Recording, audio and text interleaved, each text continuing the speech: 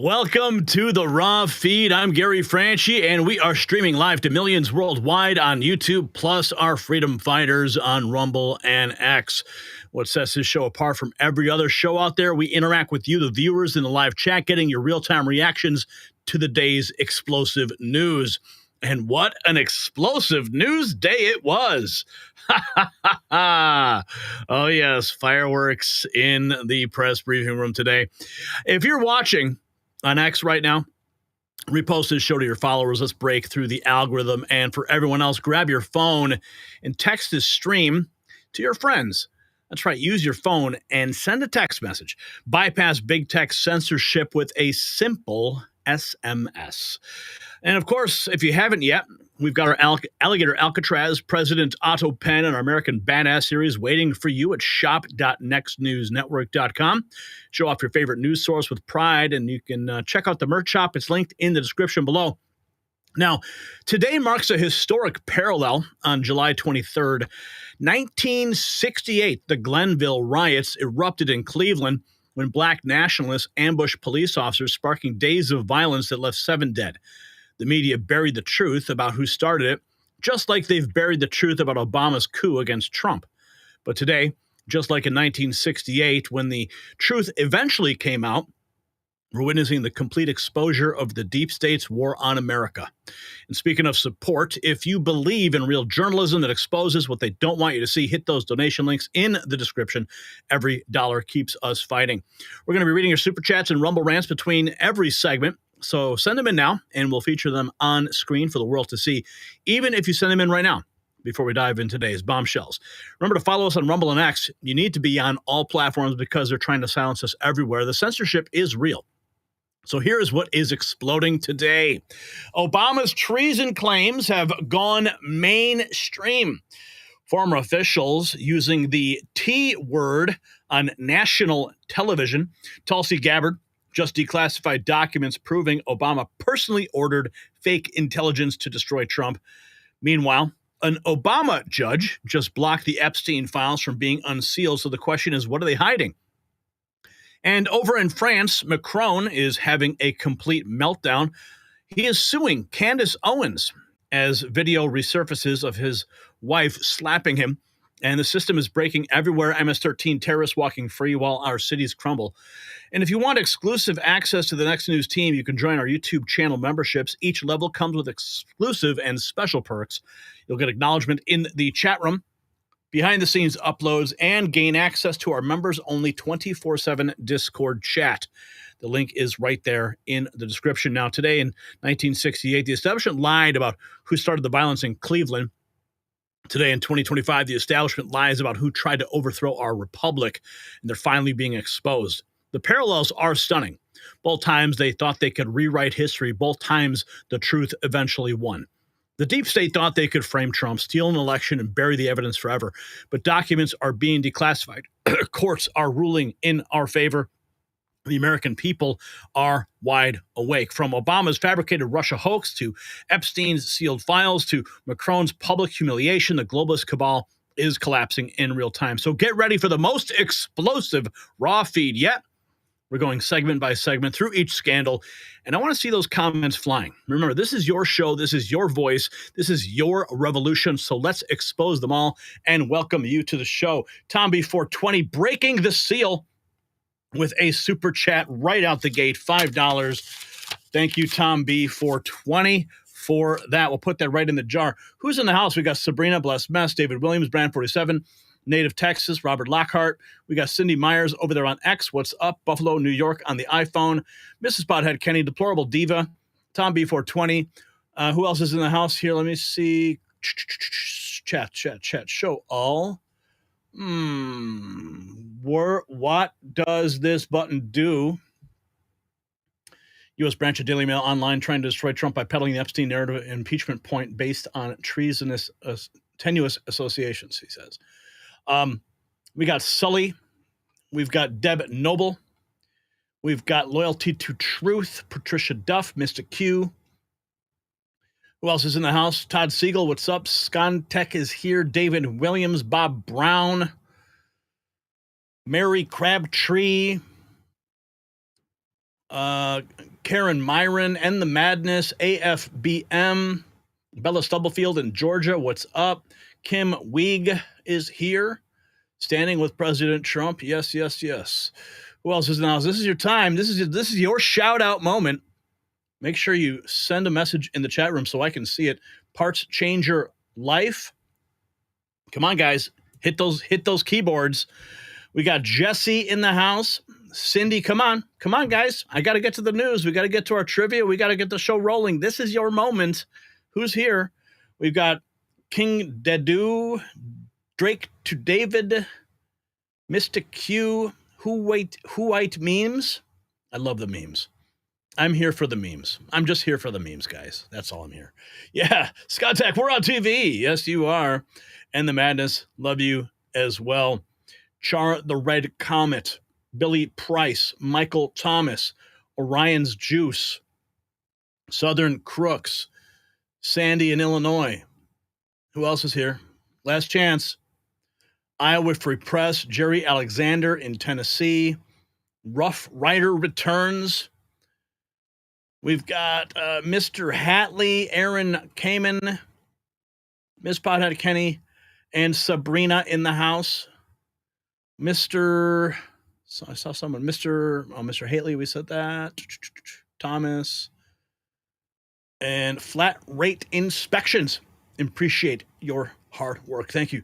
Jason Carlton in Australia.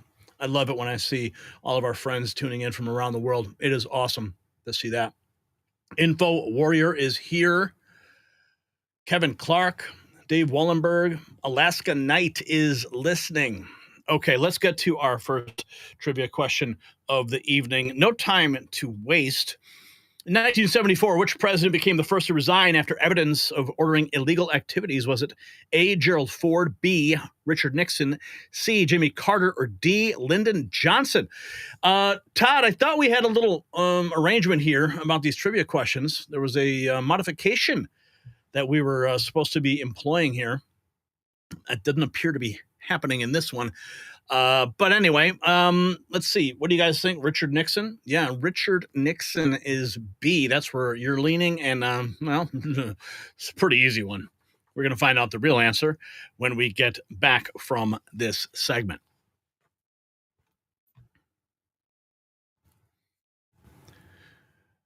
Just hours ago, DNI Tulsi Gabbard stood at the White House podium and dropped a nuclear bomb on Washington.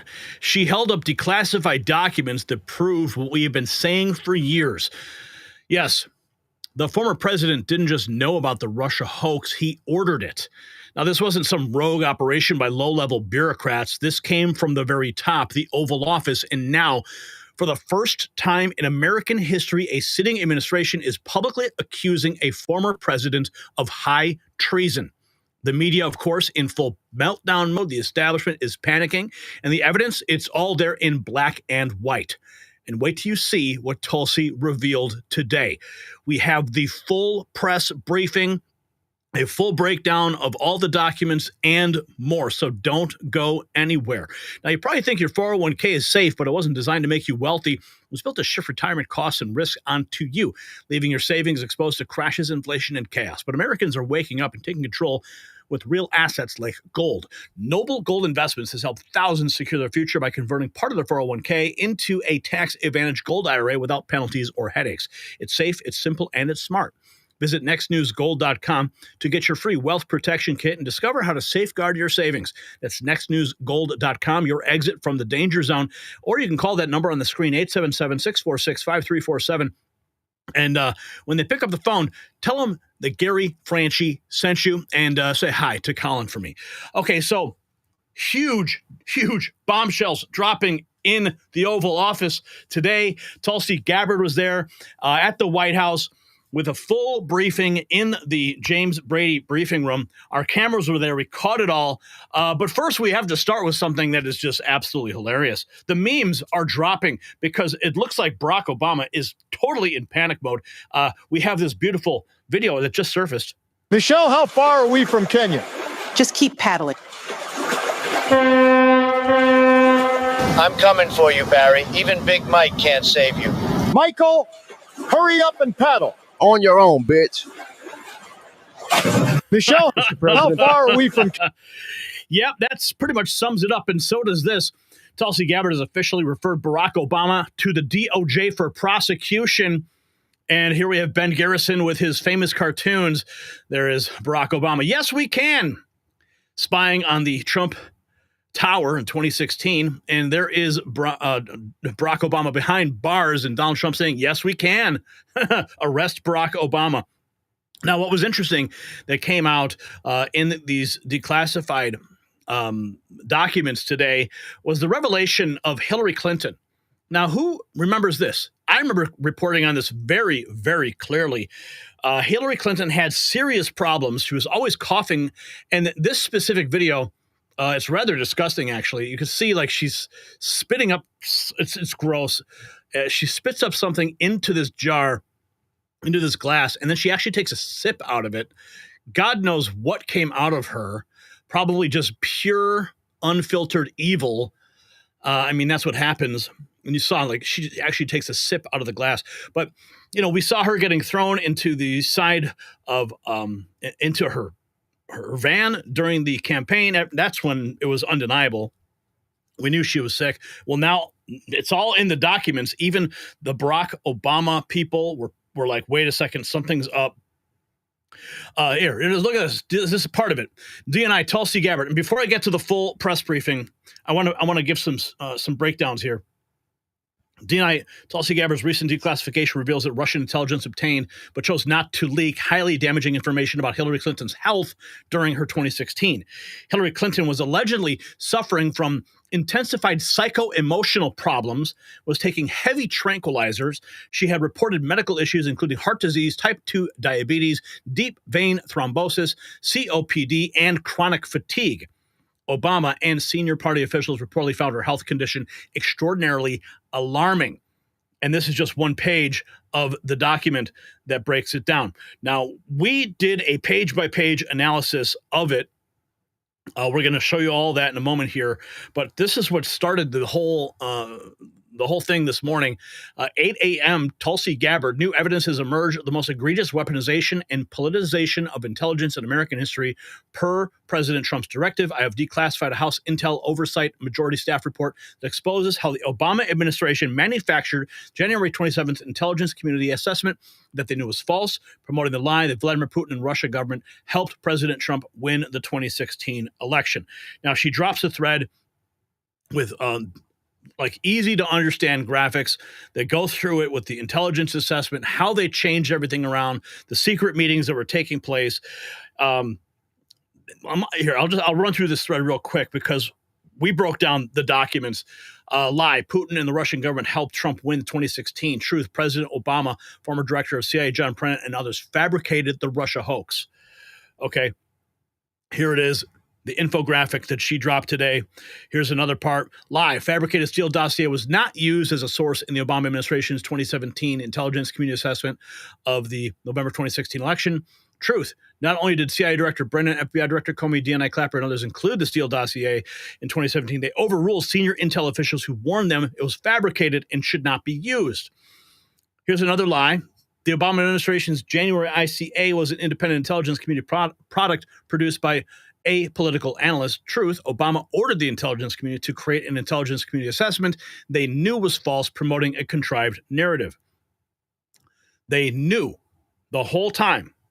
Together, the ODNI government records released on Friday, the Justice Department's June 2018 report known as the Clinton Annex released earlier this week, and the House Intel Oversight report we released today confirm what many Americans have known: the Russia hoax was a lie. Okay, now let's go page by page before we get into the bombshell press conference that occurred today. This is our analysis. We posted it on X. DNI Tulsi Gabbard dropped the most damning declassification of U.S. intelligence in U.S. intelligence history. And President Trump declared this was treason. They got caught. The Russia hoax was manufactured lie. Let's dive in. Okay, so the declassified House Intel report exposes how Obama's team weaponized intelligence to falsely accuse Trump of colluding with Russia. It centers on the January 2017 intelligence community assessment ordered just after Trump won. Here is page 1. Oversight, Investigation, and Referral. Now, this is the document that was released. The report shows Obama, Brennan, Clapper, and Comey ignored proper intel protocols and fast-tracked the ICA to push the narrative that Putin helped Trump win, despite their own analysts warning there was no proof. CIA officers warned that the assessment lacked sufficient evidentiary basis and violated tradecraft standards. Yet Obama officials insisted on publishing it anyway just 2 weeks before Trump's inauguration. Here it is, page 5. It's all detailed here. You can go to our X account and you can read it close. The so-called high-confidence claim that Putin wanted Trump to win was based on a single-sentence fragment. A single-sentence fragment. CIA officers warned it was cherry-picked and misinterpreted. Pages 4, 5, and 6, seen here. The ICA, quote, did not agree on whether Putin directly intended helping Trump. That judgment rested on a questionable interpretation of one unclear sentence, found on page 4. Intel officials prepared 2 versions of a key CIA report. The Obama team deleted the version that didn't support the Putin helped Trump narrative. They ordered the politicized version to be published, found here, page 5. The ICA's main argument, Putin developed a clear preference for candidate Trump, but that judgment was based on fragmentary, poorly sourced material. That's what analysts warned. Quote, the ICA failed to clarify the fragments' meaning. Obama officials ignored contradictory intelligence that showed Putin was preparing for a Clinton win. They ignored it. Quote, a Russian source said that Russia was planning for candidate Clinton's victory. Here it is on page 13. Another bombshell quote, senior Russian officials warned that if Clinton won, the U.S.-Russia relationship would need to be repaired. They did not expect Trump to win and prepared for Clinton, on page 14. So why did the Obama admin claim otherwise? Because they suppressed the evidence. Quote, the ICA omitted evidence that undermined the judgment that Putin preferred Trump, page 14. It gets worse. The report shows the ICA used the Steele dossier despite it being debunked, unverifiable, and clearly political, yet Obama's intelligence leaders insisted on including it. Page 23 and 24. A quote from a senior CIA official, we were trying to determine who the Steele subsource was. The question is, why did we go with this report? Page 24. And when analysts objected, guess what CIA leadership said? Yes, but doesn't it ring true? Doesn't it just give you those warm fuzzies? Doesn't it feel right? They knew it didn't meet the standards, but they used it anyway. FBI Director Comey even wrote a memo saying it was very important to include the dossier despite knowing it was a political op funded by Hillary Clinton, on page 25. The FBI and CIA knew the dossier, relied on discredited Russian subsources, but included it anyway to frame up Trump. One FBI agent even said the Steele subsource network could not meet basic verification standards. This is from the FBI. They knew it didn't meet any standards. Steele's reports were peddled to 5 major media outlets before the ICA was finalized. One FBI agent testified the goal was to shape the public narrative before Trump ever took office, page 29. Obama's intelligence leaders coordinated closely with media. The ICA report notes they leaked dossier content to CNN, sparking a media firestorm used to discredit Trump. The ICA violated multiple core standards, failed to explain alternative hypotheses, omitted contradictory reporting, and relied on raw human intel without proper sourcing, page 33. Quote, the ICA did not address the possibility that Russia never expected Clinton to lose, or that they were hedging against any U.S. administration, page 34. Even pro-Clinton Russian officials warned Moscow not to assume she'd win, but those voices were excluded. Why? Because the Obama team had already decided the narrative, page 35. As the report makes it clear, the, quote, ICA authors disregarded their own analysts' concerns. Intelligence that undermined the ICA's key judgment was withheld, pages 36 and 37. There was no consensus in the IC. NSA, for example, only gave moderate confidence to the Putin-Trump claim, yet the final ICA said high confidence across the board, page 7 and 33. The classified ICA and unclassified ICA differed, but only the public version was seen by the media. It was crafted to convince the world that Trump was illegitimate. Page 44. President Trump was right. They tried to rig the election. They got caught. The declassified report confirms it. A premeditated coup by Obama's intel machine. There must be consequences. Follow Next News for the full reckoning. And if you don't want to take our word for it, you can see it all for yourself. dni.gov/files. We have it there linked in the post. Here's a photograph of the press room. Okay, so if you want to see it for yourself, our cameras were there. They were rolling. We're going to show you now the full historic press briefing where DNI Tulsi Gabbard and White House Press Secretary Caroline Leavitt exposed Obama's intel coup against Trump in real time. White House confirms Obama orchestrated intelligence coup to sabotage Trump. Roll it, Brian. Hello. Good afternoon, everybody. We have a special guest with us today who will speak momentarily. But first, I would like to begin with a message from the White House to the families of the victims in the brutal murder case in Idaho, who were sharing their heart-wrenching stories about their loved ones before the court today and addressing the evil killer who took 4 precious souls. We are so sorry for the grief and the pain you have experienced at the hands of such a vicious and evil killer. Our nation grieves with you, and we will never forget the precious souls who were lost in this horrific act of evil. If it were up to the president, he would have forced this monster to publicly explain why he chose to steal these innocent souls. May God bless and watch over everyone affected by this unimaginable tragedy, especially the parents who lost their children. Let me begin with a few scheduling items off the top. Later this afternoon, President Trump will deliver the keynote address at the Winning the AI Race Summit here in Washington, D.C. President Trump believes it is non-negotiable that the United States wins the AI race, which is why today, President Trump will announce a bold and comprehensive AI action plan to sustain and enhance America's global AI dominance. Under President Trump's leadership, our country will lead the world in AI to secure a brighter future for all Americans, massively grow our economy, and protect our national security. The president will also sign 3 executive orders at the event this afternoon. On Friday morning, President Trump will travel to Scotland for a working visit that will include a bilateral meeting with Prime Minister Starmer to refine the historic US-UK trade deal. On the topic of trade, yesterday, President Trump accomplished something no other president has ever achieved.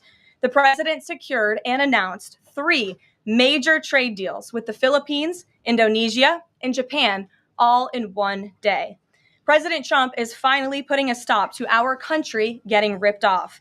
As a result of the president's successful negotiating tactics, many foreign markets are now being opened to American industries for the very first time, and harmful trade barriers are being broken down. Thanks to President Trump, these countries around the world are agreeing to open their markets to American-made products and goods for the first time, which will lead to a boom in sales and profits for American businesses right here at home. As President Trump said, he will only lower tariff rates if a country agrees to open their market to American-made products. If not, they will continue to face tariffs and pay a steep price to do business in the United States of America, which remains the best market on the face of the planet. Also this week, the president officially marked 6 months here at the White House. He made big promises to the American people on the campaign trail last year, and he has unquestionably delivered on those promises in record time. The president has defeated the Biden inflation crisis to make America affordable again. Core inflation is currently at its lowest level in 4 years, and prices for everyday goods are falling. The president's pro-growth policies have fueled massive job growth across our country. Since the president has taken office, our economy has added nearly 700,000 new jobs, with native-born American workers accounting for all job gains. The president has put the economic needs of families and of workers first. He signed the largest tax cuts for the middle class in American history, including no tax on tips, overtime, and Social Security. We have also seen the president unquestionably deliver on his promise to secure our southern border.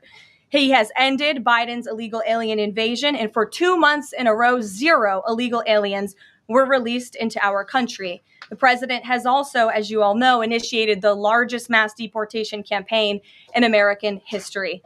The president has also restored law and order to make America safe again, another campaign promise he vowed to the American public.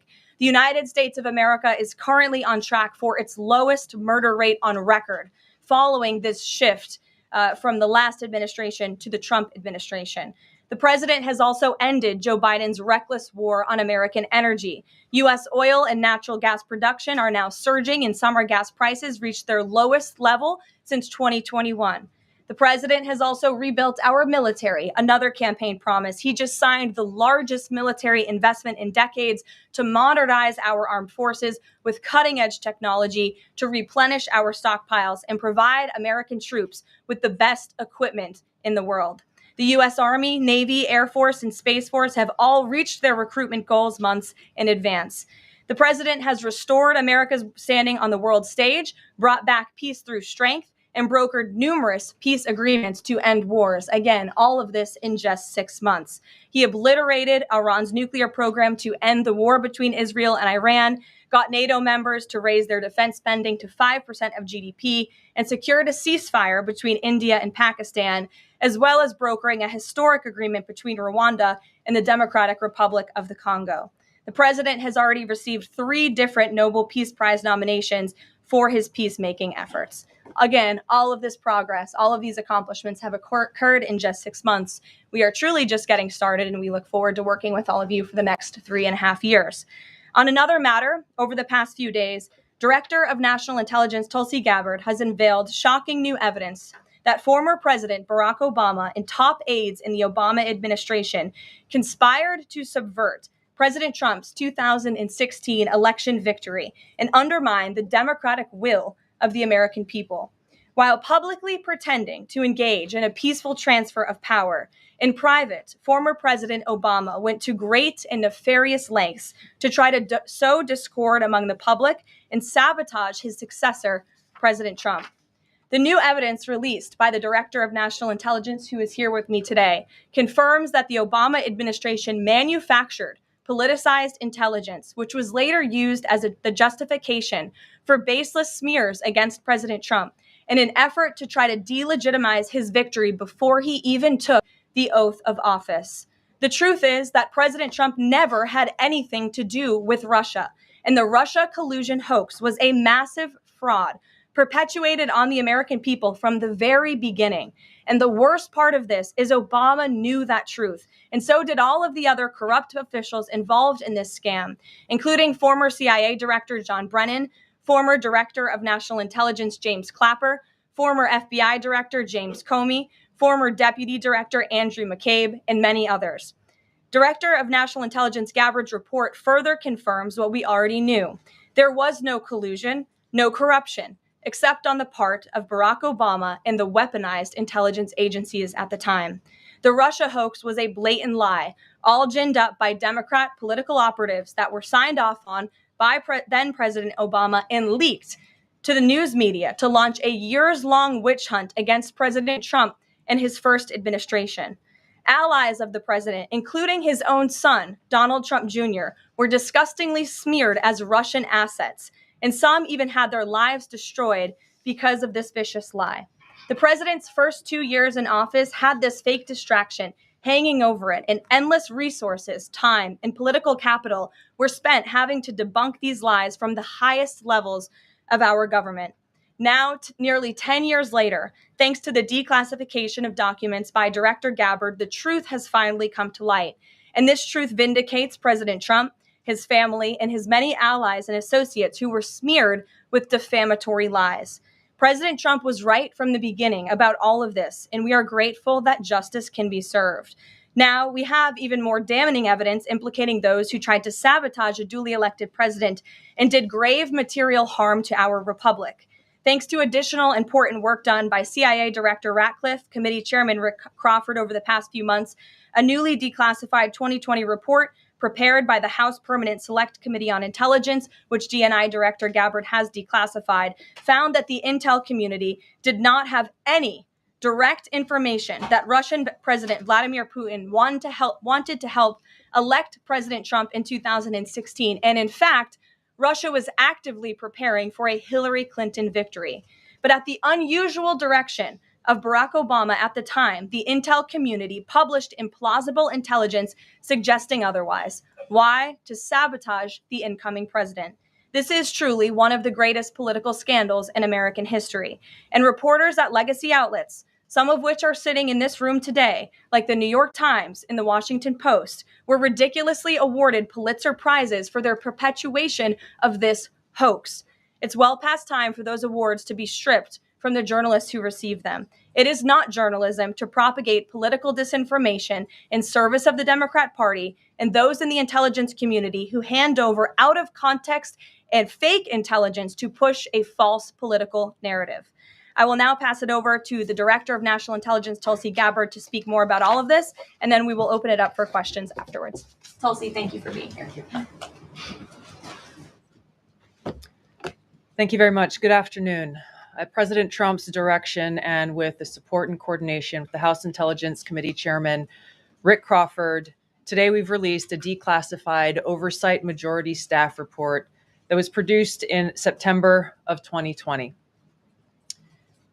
The stunning revelations that we are releasing today should be of concern to every American. This is not about Democrats or Republicans. This has to do with the integrity of our democratic republic and American voters having faith that the votes cast will count. There is irrefutable evidence that detail how President Obama and his national security team directed the creation of an intelligence community assessment that they knew was false. They knew it would promote this contrived narrative that Russia interfered in the 2016 election to help President Trump win, selling it to the American people as though it were true. It wasn't. The report that we released today shows in great detail how they carried this out. They manufactured findings from shoddy sources. They suppressed evidence and credible intelligence that disproved their false claims. They disobeyed traditional tradecraft intelligence community standards and withheld the truth from the American people. In doing so, they conspired to subvert the will of the American people who elected Donald Trump in that election in November of 2016. They worked with their partners in the media to promote this lie, ultimately to undermine the legitimacy of President Trump and launching what would be a years-long coup against him and his administration. We're here today because the American people deserve the truth, they deserve accountability, and they deserve justice. The records that we released on Friday that were ODNI records, Senator Chuck Grassley's release on Monday of what is known as the Clinton Annex, which was an appendix to the Department of Justice Office of Inspector General's 2018 report, as well as the House Intelligence Committee's majority oversight report that we're releasing today, all come back to and confirm the same report. There was a gross politicization and manipulation of intelligence by the Obama administration intended to delegitimize President Trump even before he was inaugurated, ultimately usurping the will of the American people.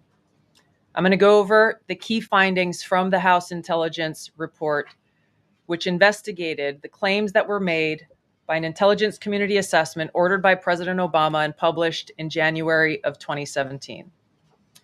First, Putin's principal interests relating to the 2016 election were to undermine faith in the U.S. democratic process, not show any preference of a certain candidate. In fact, this report shows Putin held back from leaking compromising material on Hillary Clinton prior to the election, instead planning to release it after the election to weaken what Moscow viewed as an inevitable Clinton presidency. In the January 2017 intelligence community assessment that President Obama ordered, John Brennan, who was CIA director at the time, and the intelligence community intentionally suppressed intelligence that showed Putin was saving the most damaging material that he had in his possession about Hillary Clinton until after her potential and likely victory. The report goes into great detail about the information that Russia and Putin had on Hillary Clinton, which included possible criminal acts like secret meetings with multiple named U.S. religious organizations in which State Department officials offered, in exchange for supporting Secretary Clinton's campaign for the presidency, significant increases in financing from the State Department. They also had documents that showed the patronage of the State Department to State Department employees who would go and support Hillary Clinton's presidential campaign. There were high-level DNC emails that detailed evidence of Hillary's, quote, psycho-emotional problems, uncontrolled fits of anger, aggression, and cheerfulness, and that then Secretary Clinton was allegedly on a daily regimen of heavy tranquilizers. Then CIA Director Brennan and the intelligence community mischaracterized intelligence and relied on dubious substandard sources to create a contrived false narrative that Putin developed a quote-unquote clear preference for Trump. Brennan and the IC misled lawmakers by referencing the debunked Steele dossier to assess quote-unquote Russia's plans and intentions, falsely suggesting that this dossier had intelligence value when he knew that it was discredited. The intelligence community excluded significant intelligence and ignored or selectively quoted reliable intelligence that contradicted the intelligence community assessment's key findings on Putin's alleged support for Trump. Including this intelligence reporting would have exposed the ICA's claim as implausible, if not ridiculous. The intelligence community assessment omitted reliably sourced information, such as how some Russian intelligence officials were quote-unquote planning for candidate Hillary Clinton's victory, while others assessed neither Trump nor Clinton would respect Russia's interests. As was reflected in the ODNI documents that we released on Friday, multiple intelligence community assessments released in the months leading up to the November 2016 election concluded that Russia had neither the intent nor capability to impact the outcome of the US election. On December 5th of 2016, the FBI and ODNI gave the House Intelligence Committee its first post-election classified briefing, in which there was no mention of Putin aspiring to elect Trump by either agency. The Presidential Daily Brief, drafted on December 8th of 2016, stated that no Russian or criminal actors impacted vote counts. This document was pulled just hours before it was to be published due to quote-unquote new guidance. If it had been published, it would have been briefed to both President Obama and President-elect Donald Trump. On December 9th, 2016, a National Security Council meeting was called to gather President Obama's senior national security officials, which included CIA Director Brennan, then Obama DNI James Clapper, Susan Rice, and others. Following that secret meeting, DNI Clapper's assistant sent an email to the intelligence community with the subject line, POTUS tasking on Russia election meddling, tasking ODNI leaders to create a new assessment per the president's request.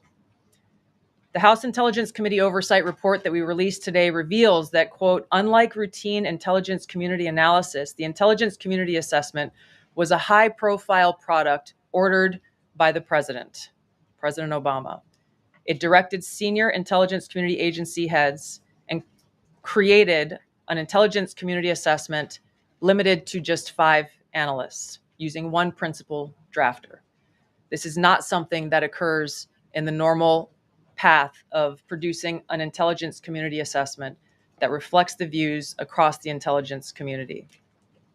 The production of this intelligence community assessment was subject to unusual directives directly from the president and senior political appointees, especially the former director of the CIA, John Brennan.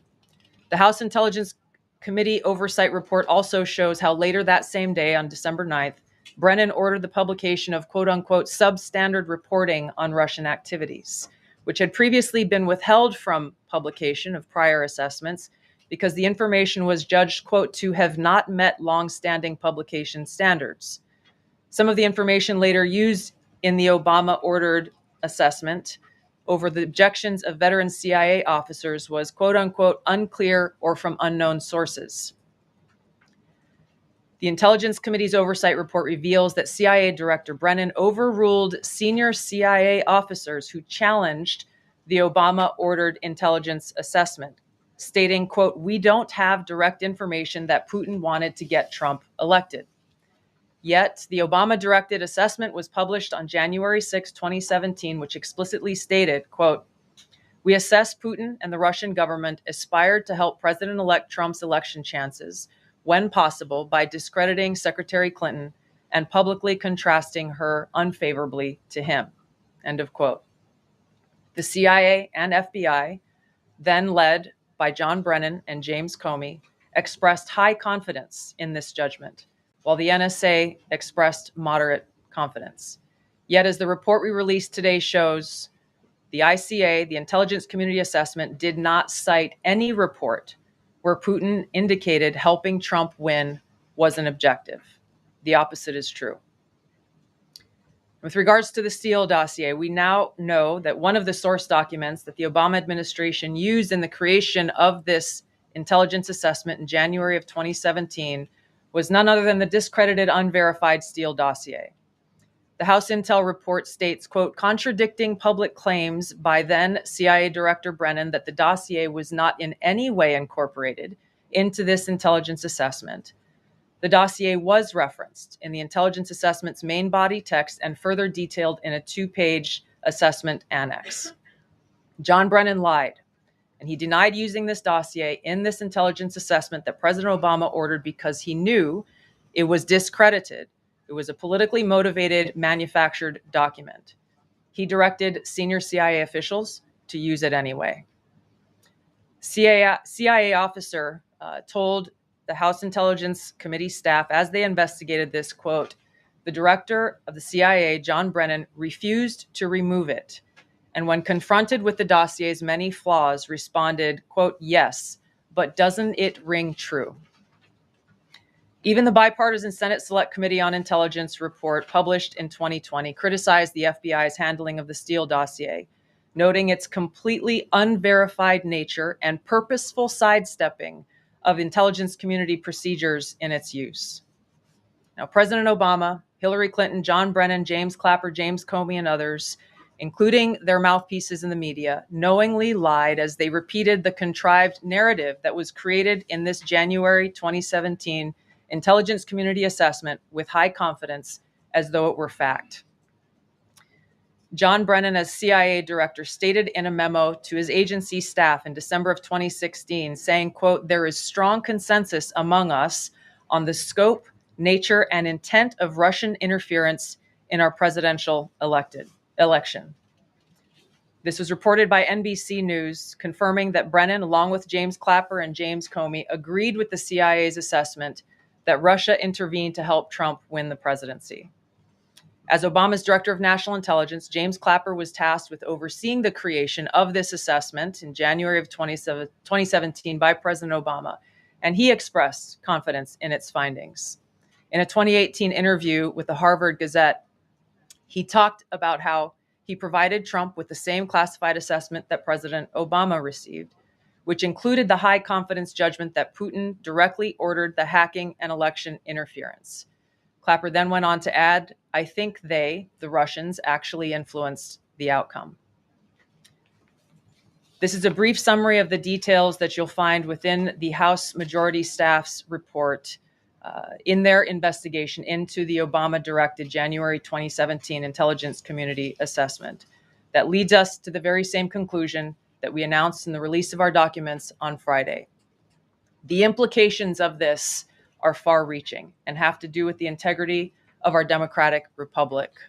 It has to do with an outgoing president taking action to manufacture intelligence to undermine and usurp the will of the American people in that election and launch what would be a years-long coup against the incoming president of the United States, Donald Trump. Thank you. Well, thank you, Tulsi. And we do want to take questions on this topic while the director has time for this topic. She will leave. I'm happy to take questions on other matters after that. But if anyone has questions for Director Gabbard, you're welcome to ask them. We'll start with our new media seat as always. Emily, go ahead. Thank you. And Director Gabbard, this one is for you. Do you believe that any of this new information implicates former President Obama in criminal behavior? We have referred and will continue to refer all of these documents to the Department of Justice and the FBI to investigate the criminal implications of this. For even former President Obama? Correct. The evidence that we have found and that we have released directly point to President Obama leading the manufacturing of this intelligence assessment. There are multiple pieces of evidence and intelligence that confirm that fact. Ed, go ahead. Director Gabbard, thank you. So just to, two questions, but to begin on that. The president yesterday, you've inferred that the former president helped lead a coup. Based on what you now see, do you believe President Obama is guilty of treason? I'm leaving the criminal charges to the Department of Justice. I'm not an attorney, but as I've said previously, when you look at the intent behind creating a fake manufactured intelligence document that directly contradicts multiple assessments that were created by the intelligence community, the expressed intent and what followed afterward can only be described as a years-long coup and a treasonous conspiracy against the American people, our republic, and an attempt to undermine President Trump's administration. The Senate Intelligence Committee spent several years looking into this and unanimously agreed in a bipartisan fashion, Secretary of State Rubio was a member of that committee, that there was no political interference. There was a years-long Justice Department investigation into this as well that also concluded no political interference. So help us from a 50,000-foot level explain, what do you now have that refutes those two? Sure, I will encourage you, in my role as the Director of National Intelligence, my job, again, as I said when I came into this role, was to make sure that we are telling the truth to the American people and that we are ensuring that the intelligence community is not being politicized. So I'm not asking you to take my word for it. I'm asking you in the media to conduct honest journalism and the American people to see for yourself in the documents that we've released now, close to 200 pages, that point in multiple references, multiple examples, to include comments that have been made by senior intelligence professionals who are some still working within these agencies today that confirm the conclusions that we have drawn, that President Obama directed an intelligence community assessment to be created to further this contrived false narrative that ultimately led to a years-long coup to try to undermine President Trump's presidency. And it's your belief John, that those two previous investigations missed that or covered it up? I'm telling you to look at the evidence. Look at the evidence and you will know the truth. John. Thanks, Caroline. Thanks, Director Gabbard. You declassified these documents, if I'm not mistaken, Friday of last week, correct? We released them on Friday of last week, the first tranche, yes. This isn't the first time that President Trump has been president of the United States. He was president from 2017 to 2021. Couldn't the prior DNI under President Trump have declassified these documents? And why didn't that DNI do that at that time? I can't speak to what happened there. There were several DNIs under the first Trump administration. President Trump faced many challenges from those who were working in the government who sought to undermine his presidency. That's been clearly detailed. What I can speak to is the fact that this was one of the first things that we started to investigate here within this Trump administration and have released the results upon the conclusion of our investigation. And then my second question has to do with what intelligence agencies around the world have said about Russia, that they have tried to influence elections in the United States, in France, in Germany, in the UK. Do you disagree with that? Do you believe that Russia is a bad actor as it relates to trying to influence elections? I'll point back to the intelligence that President Trump has ordered declassified, that we have declassified and released, that the intelligence reflects Russia's motives were to try to sow discord and chaos within the U.S. election, which is a clear distinction from showing a preference for or against a specific candidate, which is what the Obama manufactured intelligence document alleges, that Russia preferred Donald Trump and tried to help Donald Trump get elected. Again, going back to the most important point here, with the intent to undermine the legitimacy of President Trump's election and therefore subvert the will of the American people who chose to send him to the White House. Reagan. Thanks, Caroline. Director Gabbard, Reagan Reese with the Daily Caller. You laid out that the documents revealed that the Obama administration did not publish a December 2016 presidential daily briefing that demonstrated that Russia did not steal the election. Trump was receiving these briefings at the time because he was president-elect. Are you of the view that that information was kept out of the briefing because then President-elect Donald Trump would have seen it? I don't have any documents that speak to exactly what the new guidance was that was given as the reason for pulling that document, which, by the way, still has never been published until we released it last week, Friday. One could assume that they didn't want President Trump to see a document that came from the intelligence community that would contradict the Russia hoax narrative that began through the Hillary Clinton campaign with the Steele dossier. One more. Maybe either for you or Caroline. The president said yesterday that Obama committed treason. Do you or the White House believe that the Supreme Court's immunity decision protects Obama from prosecution? Look, I can speak to the president's feelings on this matter. He spoke to all of you yesterday in the Oval Office, but I also spoke to him about this morning.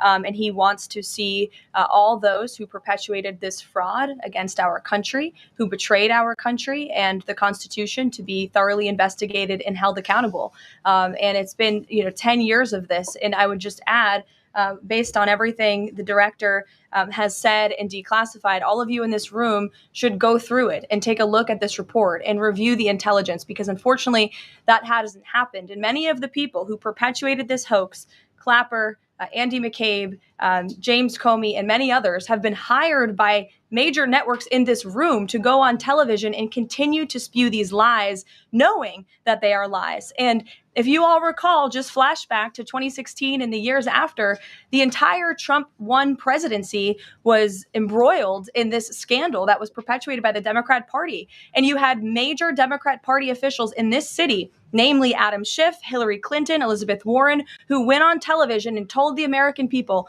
Donald Trump is an asset of Russia. It was a lie. They always knew it. Hillary Clinton herself said that President Trump would be a puppet for Putin. Senator Tim Kaine at the time called President Trump Vladimir Putin's defense lawyer. Adam Schiff stated, and one of the worst things a lawmaker can do is to tell the American people, I know something you don't know, it's just classified and I can't tell you. And that's what he said. I can tell you that the case is more than that. I can't go into the particulars, but there is more than circumstantial evidence now. And not enough people in this room, not enough journalists in this country pushed Adam Schiff to say, what are you talking about? What evidence do you have? Everybody just ran with the lies, and it led to impeachments. It led to the division of our country. Unfortunately, so many Americans, from listening to outlets in this room, believed in these lies. And it's a complete scam, and it's a scandal, and the president wants to see accountability for that. Phil. Question for Director Gabbard. A spokesperson for former President Obama said in a statement earlier this week, quote, nothing in the documents issued last week undercuts the widely accepted conclusion that Russia worked to influence the 2016 election, but did not successfully manipulate any votes. How do you respond to critics like former President Obama and also others on the Hill who say that the administration is conflating apples and oranges here, conflating allegations of actual hacking of voter machines and allegations of interference generally? I think it's a disservice to the American people that former President Obama's office and others who are criticizing the transparency that is being delivered by releasing these documents. They are doing a disservice to the American people and trying to deflect away from their culpability in what is a historic scandal and negative action towards the American people and our democratic republic. The answer to that statement can very clearly be found throughout all of the documents that we have released. Again, showing that Russia has took action to try to sow discord in the election, but showed no preference for or against any singular candidate. You've long been an opponent of weaponization in government. How do you respond to criticism that referring Obama administration officials and even potentially the former president is just more weaponization and this is a potential race to the bottom? I think that's a very disrespectful attack on the American people who deserve the truth. They deserve to have faith and trust in the integrity of our democratic republic, which has been undermined by President Obama through his direction of this manufactured fake intelligence document, knowing that it was filled with lies and knowing that it would and could then be used for all of the actions that came after. Carolyn, and I would just add, there needs to be accountability Yes. for that weaponization, Phil, that we've seen. And no one has been a victim of the weaponized government more than President Trump, not just because of this political scandal. You all recall his house was raided. So I think, it's very disingenuous for people to say, how dare they speak of former President Obama about this based on evidence and based on intelligence, when the former president of the United States, Donald Trump's home was raided, when he was forced to sit in a Manhattan courtroom and many other courtrooms across the country for crimes he never committed, when he was impeached and indicted, and the entire country witnessed that. That's the weaponization of justice. Now the president is back because the American people see the truth. Nearly 80 million Americans reelected him back to this office, and he believes that we need to have justice and accountability. And I think the nearly 80 million Americans who reelected him agree with that. Caitlin. Thank you, Caroline. Two questions for Director Gabbard just on this. Director Gabbard, you referenced the past intelligence reports and assessments on this, including that 2017 one that was signed off, as Ed noted, by every Republican on the Senate Intelligence Community, including the acting chair of the time, now Secretary of State Marco Rubio, who said in a statement that they did not find any evidence of Russian collusion, but they did find, however,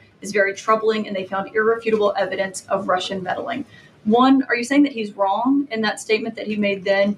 And secondly, what would you say to people who believe that you're only releasing these documents now to improve your standing with the president after he said that your intelligence assessments were wrong? Well, first, I want to correct something that you stated, which was citing the Senate Intelligence Committee's report as being one and the same. I think you said the intelligence community. The Senate Intelligence Committee has a very different function than the Office of the Director of National Intelligence. The evidence and the intelligence that has been declassified and released is irrefutable. I'm going to let Caroline speak to Secretary Rubio. I'll speak to both questions. First, on Secretary Rubio, he put out a statement in 2020 following that Senate Intelligence Committee report, and he said what they found is troubling. We found irrefutable evidence of Russian meddling, which the Director of National Intelligence just confirmed for all of you, that Russia was trying to sow distrust and chaos. But what's the outrage in this that Secretary Rubio did not say at the time, the Democrats were saying at the time, is the fact that the intelligence community was concocting this narrative that the president colluded with the Russians, that the president's son was holding secret meetings with the Russians, all of these lies that were never true. And he also said at that time, we discovered deeply troubling actions taken by the FBI under Comey, particularly their acceptance and willingness to rely on the Steele dossier without verifying its methodology or sourcing. The Steele dossier that many outlets in this room ran as the gospel truth, and it was cooked up and paid for by the Clinton campaign. As for your second question, Caitlin, I think who is saying that she would release this to try to boost her standing with the president? Who has said that? Well, the president has publicly undermined her when it came to Iran. He said she was wrong. He told me that she didn't know what she was talking about. That was on Air Force One on camera. The only people who are suggesting that the Director of National Intelligence would release evidence to try to boost her standing with the president are the people in this room who constantly try to sow distrust and chaos amongst the president's cabinet, and it is not working. I will just answer your question directly. I am with the President of the United States every day. He has the utmost confidence in Director Gabbard. He always has. He continues to, and that is true of his entire cabinet, who is all working as one team to deliver on the promises this president made. Does anyone else have questions for Director Gabbard? And then we'll turn it over to a couple other questions. Christian, go ahead. Yeah, thank you. Director Gabbard, two follow-ups on questions that have been asked. You mentioned the previous DNIs during the president's first term. One of them reports to you right now, if I'm not mistaken, John Ratcliffe. So have you not spoken to him about why this information was not declassified during the first term? He was in that position for a very short period of time.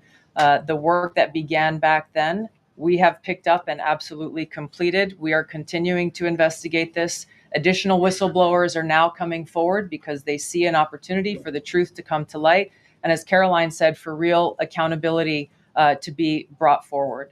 The accountability is the essential part of this. We can show the truth, reveal the truth. The accountability needs to occur to be able to start to restore that trust in the integrity of our democracy. And then just quickly, I know you said you would leave the charging to DOJ, but the statute of limitations on conspiracy is 5 years. So what else could they possibly pursue besides treason? I think that's a great question for Attorney General Pam Bondi. We're providing all of the evidence, all of the intelligence that we have, both redacted and unredacted versions, referring it to the Department of Justice and the FBI. We'll take one more. Charlie, go ahead. How credible was the information about Hillary Clinton's power from you? The report said that it was from sourced from the DNC. Have you seen that information? Or do you think that maybe Russia was overemphasizing what they had? All I have seen is what the Intelligence Committee have reported through their investigation. I think the underlying point there is that we understand from intelligence what Russia said that they had. And the important point here is that if they were trying to influence the election, as President Obama and James Clapper and John Brennan, everybody said they were doing in order to support Donald Trump's election, they would have released the most damning of that information, some of which I detailed here. You'll find the rest in the report prior to the election to help Donald Trump win. They specifically withheld what they had on her, the most damning information, because they thought that she would win the election. They had plans to release it just prior to her inauguration to, again, sow discord and chaos in America. And if I may, on Jeffrey Epstein, can you rule out that he was connected in some way to any kind of intelligence, either foreign or domestic? I haven't seen any evidence or information that reflects that. If anything comes before me that changes that in any way, support the president's statement loud and clear. If any credible evidence comes forward, he wants the American people to see it. Great. Director Gabbard, we thank you for your time today. I know you're a busy woman, so we'll let you get out of here, but thank you so much. Okay.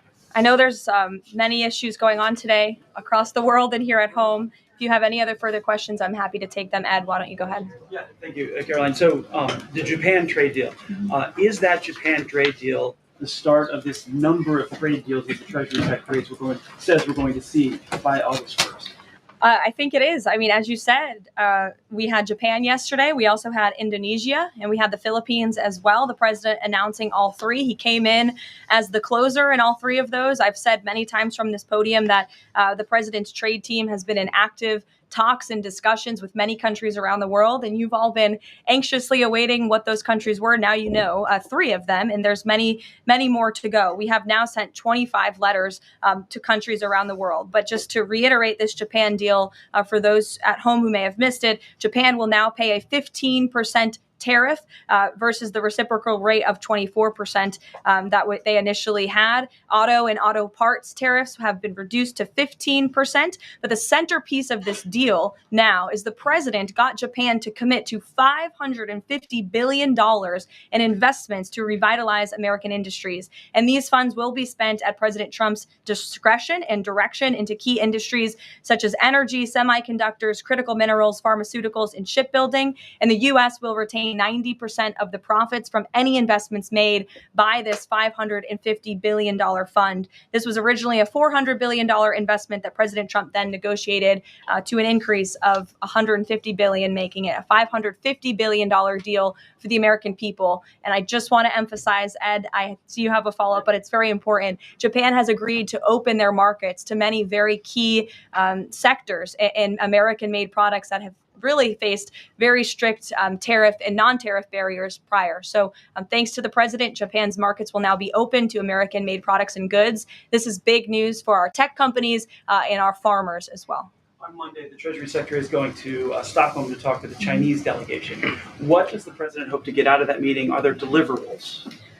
I won't speak to any deliverables or set expectations. I'll let the Secretary of Treasury do that. But I did speak to him yesterday about his upcoming trip, and he looks forward to continuing discussions with his Chinese counterparts. The president has ensured that we have a good continuing working relationship with China that benefits the United States. And so the Secretary of Treasury will be obviously discussing those key matters, but I'll let him set the expectations. One more, if I may.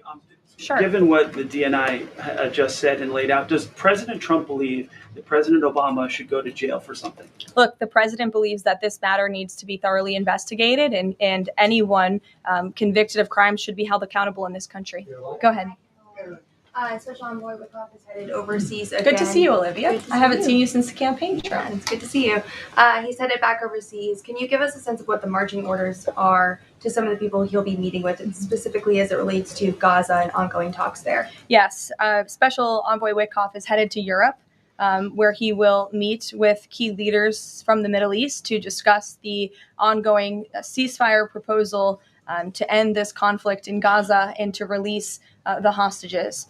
These are very sensitive negotiations that are currently taking place. I spoke to Special Envoy Wickoff last night about them. I will let him speak further on the matter, but the president and Special Envoy Wickoff has made the administration's goals clear. We want this ceasefire to happen as soon as possible, and we want these hostages to be released. Go ahead. Caroline, a Florida federal judge has refused to allow the Epstein grand jury materials to be released. Does the president want the administration or Department of Justice to appeal that ruling? That was just breaking as the director and I were coming out here, so I haven't had a chance to talk to the president about it. I understand there are 2 other requests from the Department of Justice that are ongoing, but I'll let this president speak to whether he wants to see an appeal in the Department of Justice. I'm sure can give you a statement on that as well. And is he supportive of the effort to talk to Ghislaine Maxwell? I know that Todd Blanchard mentioned that earlier this week. The president spoke to this yesterday, and he said he thinks it's an appropriate idea. Kelly. What is the accountability that you would like to see if this current president is the one who brought the case to the Supreme Court and Chief Justice Roberts made clear in his opinion that a sitting president's responsibilities in office cannot lead to prosecution, immunity? So what is it the President Trump wants regarding President Obama, given that fact? And the special counsel at the time, Durham, when that Supreme Court matter was not in effect, could have charged anyone and did not. So on those 2 points, how do you respond? Look, the president has made it clear that he wanted these documents to be declassified. He wanted the American people to see the truth, and now he wants those who perpetuated these lies and this scandal to be held accountable. As for what accountability looks like, as the director said, it's in the Department of Justice's hands, and we trust them to move this ball forward. Well, you would agree Stephanie. President Obama cannot be charged based on that immunity. Again, I'll leave that to the Department of Justice. Stephanie. In light of the Japan deal, are sectoral tariffs now up for negotiation with trading partners? And in a similar note, are these negotiators asking for investment funds, sort of like what Japan had agreed to? As for sectoral tariffs, I understand that the president continues to be in talks with our Secretary of Commerce. We have made commitments on various sectoral tariffs, as you know. The Department of Commerce has initiated studies to then move forward with implementing those sectoral tariffs. So I would defer you to them for further comment. Meredith. I wanted to ask if the White House has any update on the Commerce Department employee who's been detained or banned from exiting China, and if there are any efforts to get him out. I can assure you and the American people that the administration is actively monitoring the situation and engaged, but typically we don't comment on individual cases like this as we are sorting them out. Sure. Yeah. Behind you, Dr. Harper. Sorry. Go ahead to the lady sitting down in the blue. Yes. Okay. What's your name? What's your name? My name is Caroline Caroline Boda with the Center Square. Great. So Republicans in the Senate today said that they are pulling back on legislation to impose sanctions on Russia after the president said he wants to act unilaterally. Can you elaborate on what the president intends to do? Look, the president has been in very close communication with his friends in the Senate, particularly Senator Lindsey Graham, on this issue. But the president has always maintained, he's the commander-in-chief and the president for a reason, and he has been deeply involved in this conflict since the beginning. And so any decisions that are made with respect to sanctions, the president wants to reserve that authority and that right to himself. Jasmine. Thanks, Caroline. 2 questions for you. The first on AI. Does President Trump support federal agencies contracting with Elon Musk's AI company? I don't think so, no. Okay, so he would want the DOJ to then cancel the contract with Roth. I'll talk to him about it, yes. And my second question, just, obviously the developments with the Epstein case with the judge, but I wonder, has the White House counsel, the DOJ explored any other documents that could be released to the public that don't have to do with that grand jury testimony? To my knowledge, the Department of Justice has moved forward with the request to unseal that grand jury testimony. And as you know, they have also moved forward with interviewing Ms. Maxwell, which I believe will be taking place very soon. Go ahead. Sure. Thanks, Caroline. I have a question about Paul Ingracia, the OSC nominee who faces a Senate committee hearing tomorrow. Tom Tillis said that he wouldn't vote for Ingracia if a vote came to the Senate floor. 24 worker advocacy groups have said that they don't support his nomination. What is the White House planning to do to sort of turn the tide or convince legislators that they should vote for him? The White House is always in communication with members of both the Senate and the House, and we stand by the president's nominees. Sure. In connection with the Mueller investigation, a grand jury indicted 13 Russians. President Putin has said he will never extradite those men. Given the new information that Ms. Gabbard has found, what's the administration's position on that case? Should those charges be dropped? I don't have an update for you on that case, but I'll check in with the National Security Council, and our team will get you something. Sure. Thank you so much. So Fannie Willis and Jack Smith separately, they both charged President Trump with conspiracy to defraud the United States and a conspiracy to overturn the 2020 election. And now it turns out we're confirming that Obama and his cronies were doing that the whole time in 2016 on a massive scale, falsifying documents and having their intel agencies do this. What does this say about the 2020 election?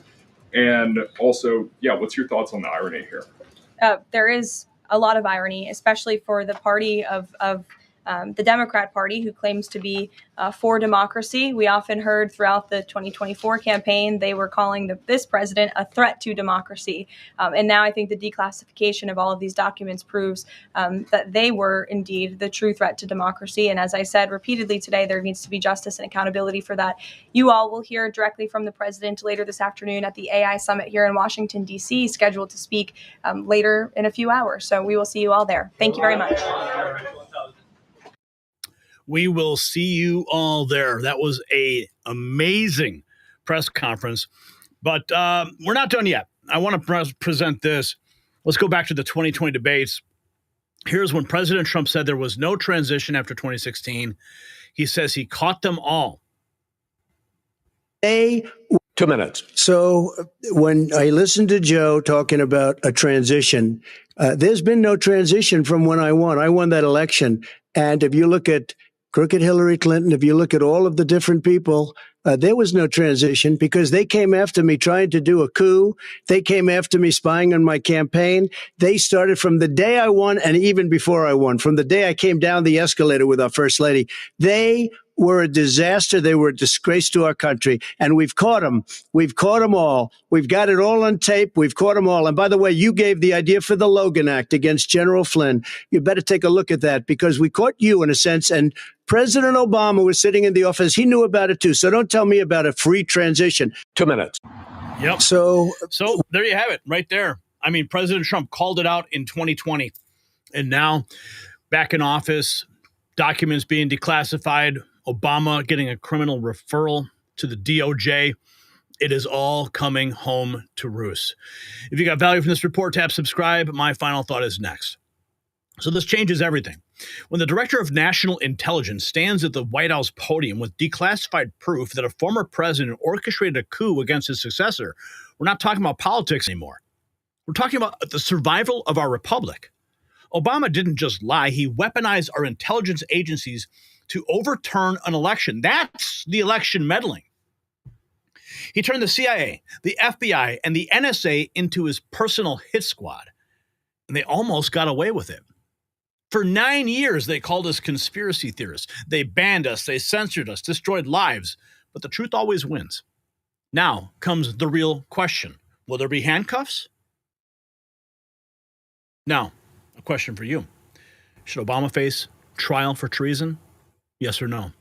Drop your answers in the comments. And while you're fired up, check out our merch shop in the description and wear your truth proudly. This is only the beginning.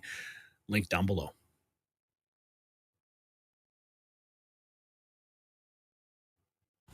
Wow, wasn't that awesome? Amazing press conference today by the press secretary and Tulsi Gabbard. We're not done yet. We're going to get you all the reactions now because they are everywhere. Everybody is reacting to what just happened. It's absolutely amazing. We're going to show you all that. Okay, so the answer was, or do we have any super chats? No super chats. The answer was Richard Nixon. I knew you guys would get that right.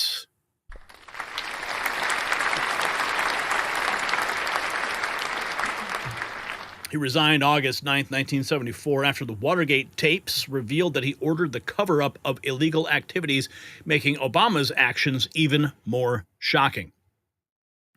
All right, now let's go into our next question. In 1798, which founding father warned that foreign influence in elections was one of the most baneful foes? A, Thomas Jefferson, B, George Washington, C, John Adams, or D, Benjamin Franklin? 1798. Election. Foreign influence. I'm going to go Benjamin Franklin on this one. I'm going to go Benjamin Franklin. I believe he was a Secretary of State, so he would have some understanding of things overseas. We're going to find out if I'm right. And if you're right, you can go into the poll in the chat, in the comments, and leave your answer.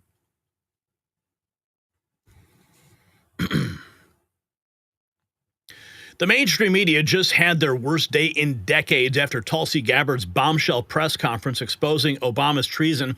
CNN panels erupted in chaos. MSNBC hosts stammered through segments. Even Fox News analysts were stunned by the scope of the conspiracy. Former House Oversight Chair Jason Chaffetz, he went nuclear on live TV, pointing at Obama's picture and declaring that guy was lying to us. Congressional Republicans are now openly using the word treason. Polls show that Americans overwhelmingly believe Obama committed high crimes. The Colorado GOP quoted Tulsi's evidence as irrefutable. The media, they can't spin this away. They can't memory hole declassified documents. The protective wall around Obama is crumbling by the hour. Now watch what happens next. So as the media is in full damage control mode after today's revelations, there is something they don't want you to know. Most guys think their testosterone tanks from aging or genetics, but the real culprit is something that you're eating daily, something marketed as healthy. This one food scientifically devastates testosterone levels, draining energy and crushing motivation. Just eating it a few times weekly wrecks your hormones, but there is good news. Men who cut this food are building muscle, they're burning fat, and they're feeling energized within weeks. Sculpt Nation's experts have exposed this testosterone killer in a must-see video. You can head to sculptnation.com/NNN. That's sculptnation.com/NNN. Link down below and discover what this one food is. That's right. One simple dietary change could transform everything. And don't miss it. All right. So let's get into what the reactions across the spectrum here. Andrew McCabe, yeah, he is on CNN.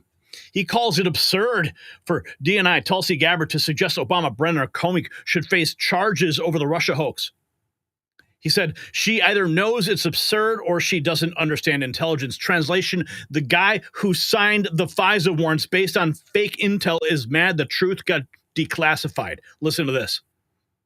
Talking about the intelligence community assessment, which was the piece that was essentially requested by the president after the election.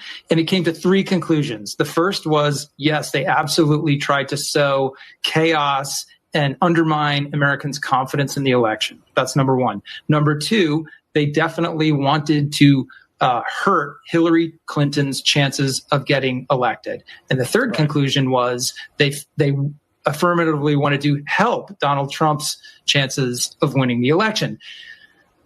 Pretty much the first two, no one has argued about. The third one seems to be the one that still causes pain for Republicans on the Hill and the DNI. But nevertheless, it is an intelligence assessment.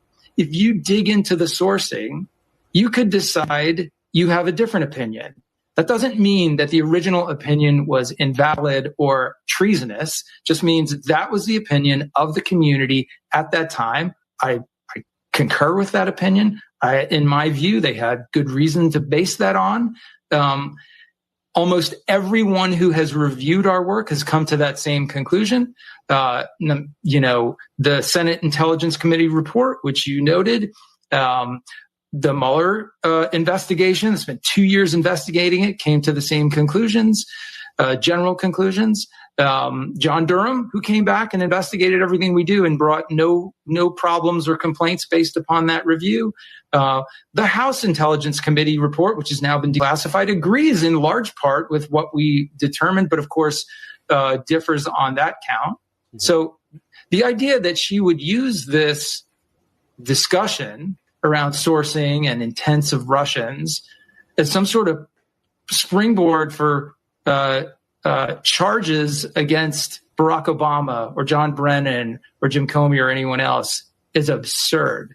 And she either knows it's absurd and she's doing it anyway, or the director of national intelligence actually doesn't understand the nuances of intelligence, which should concern a lot of Americans. Yeah, So they're basically, absolutely as a CEO, panicking right we're now. talking about It is all over. Senator John Kennedy, he didn't hold back on Fox Business. He said that James Comey, Brennan, Clapper, nasty, mean people. They started the rumor Trump colluded with Russia, and the Mueller report proved they were all lying. Translation, the Russia hoax architects are now officially cornered. Got a lot of sedition. So this is a criminal reference regarding Obama, directly pointing to Obama, according to DNI Tulsi Gabbard. What you've got here is, I think, a lot of treachery, a lot of betrayal. You've got a lot of sedition going on.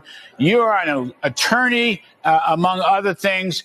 What do you make of this right off the top after hearing what Tulsi Gabbard had to say today and the rest of the evidence, Senator Kennedy? What do you make of it, sir?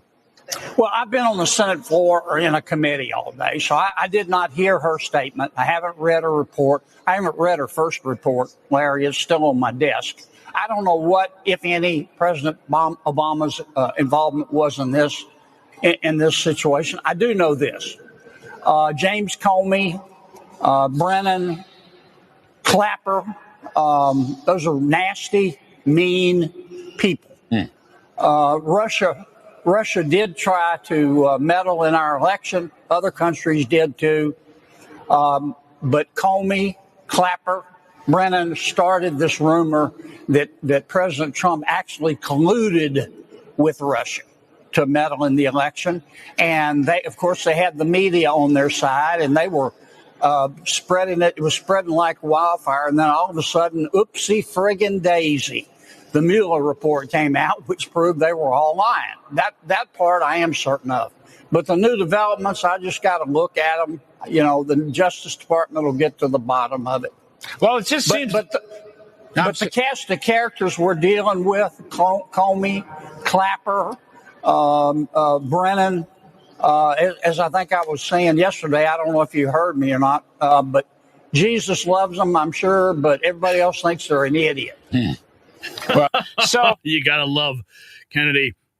Here's John Bolton, man who never turned away from a war he didn't like, just called DNI Tulsi Gabbard a Fruit Loop on CNN for exposing Obama's role in the Russia hoax. Translation, she is directly over the target. What happened with so one of the things we saw play out at the White House today, sir, was, of course, Tulsi Gabbard, the director of national intelligence, go to the podium and all but accuse Barack Obama, former President Barack Obama, of treason over what happened with Russia. Can you give us a sense of how you're thinking about this? Do you think there's any credibility to what Gabbard was saying today? The stunning revelation. Well, just for full disclosure, I have never thought Tulsi Gabbard was competent to hold that job. To use a technical term, she's a Fruit Loop.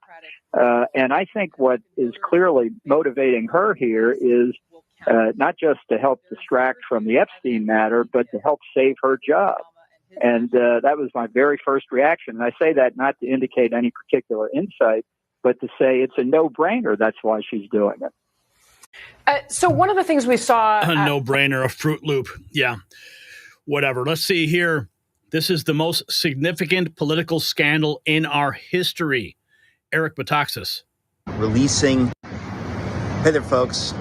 In case you're not clear, the magnitude of what just happened with Tulsi Gabbard releasing what's been released, the magnitude of Donald Trump, the President of the United States, from the Oval Office, underscoring precisely what this is. not saying, let's see how it turns out, calling it treasonous, saying that the previous president, Obama, was responsible, was the ringleader, and in doing this committed treason. I want to reiterate, that is true. And that is the grand horror of what we're discussing. It is unbelievable. Do not confuse this with any other issue, with Epstein, with all these other issues. This is the most significant political scandal in our history, in our 250-year history. It's the subversion of the will of the American people by a president of the United States. It is monstrous. And I'm coming on here just to say you need to understand the depth of this. This makes Watergate look like absolutely nothing. I'm not exaggerating. And I'm saying, pray for the nation. Pray that justice be done. It will not be easy. We're in a war. Pray for the nation. God bless you. Pray for the nation, man. This is serious stuff here. Continuing on with more reaction. Okay, let's take a look back in time for a moment. The Obama regime doesn't want you to remember this one. The time that Evelyn Farkas admitted on live TV they were indeed spying on the Trump team.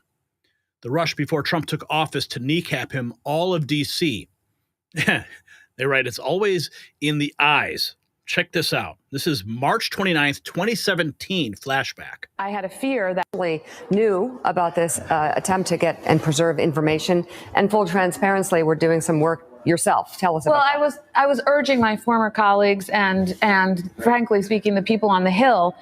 It was more actually aimed at telling the Hill people, get as much information as you can, get as much intelligence as you can before President Obama leaves the administration, because I had a fear that somehow that information would disappear with the senior people who left. So it would be hidden away in the bureaucracy, that the Trump folks, if they found out how we knew what we knew about the Trump staff's dealing with Russians, that they would try to compromise those sources and methods, meaning we would no longer have access to that intelligence. So I became very worried because not enough was coming out into the open, and I knew that there was more. We have very good intelligence on Russia. So then I had talked to some of my former colleagues, and I knew that they were trying to also help get information to the Hill. A lot going on today. Yeah. Yeah. They manufactured all that intelligence. It's all coming out now. And that was one of the individuals carrying water for the lies. Megyn Kelly's show 24 hours ago, the same night there were leaks from the administration, Matt Taibbi on why Obama White House meeting December 9th, is the Russiagate smoking gun. Actors in the mainstream media. And I have to say, you've totally convinced me. You're as always, you're an honest broker, but you've totally convinced me. This is actually, I think they're in deep shit. And it's amazing. But my biggest takeaway is, how did Trump 1.0 not find these documents that Tulsi just revealed? Because they really show the story. But we're just going to walk the audience through it like third graders, because it's extremely dense. And it's taken me time and time again and reading all the materials to get it. So the deal was, let's start with let's go back to December of 2016.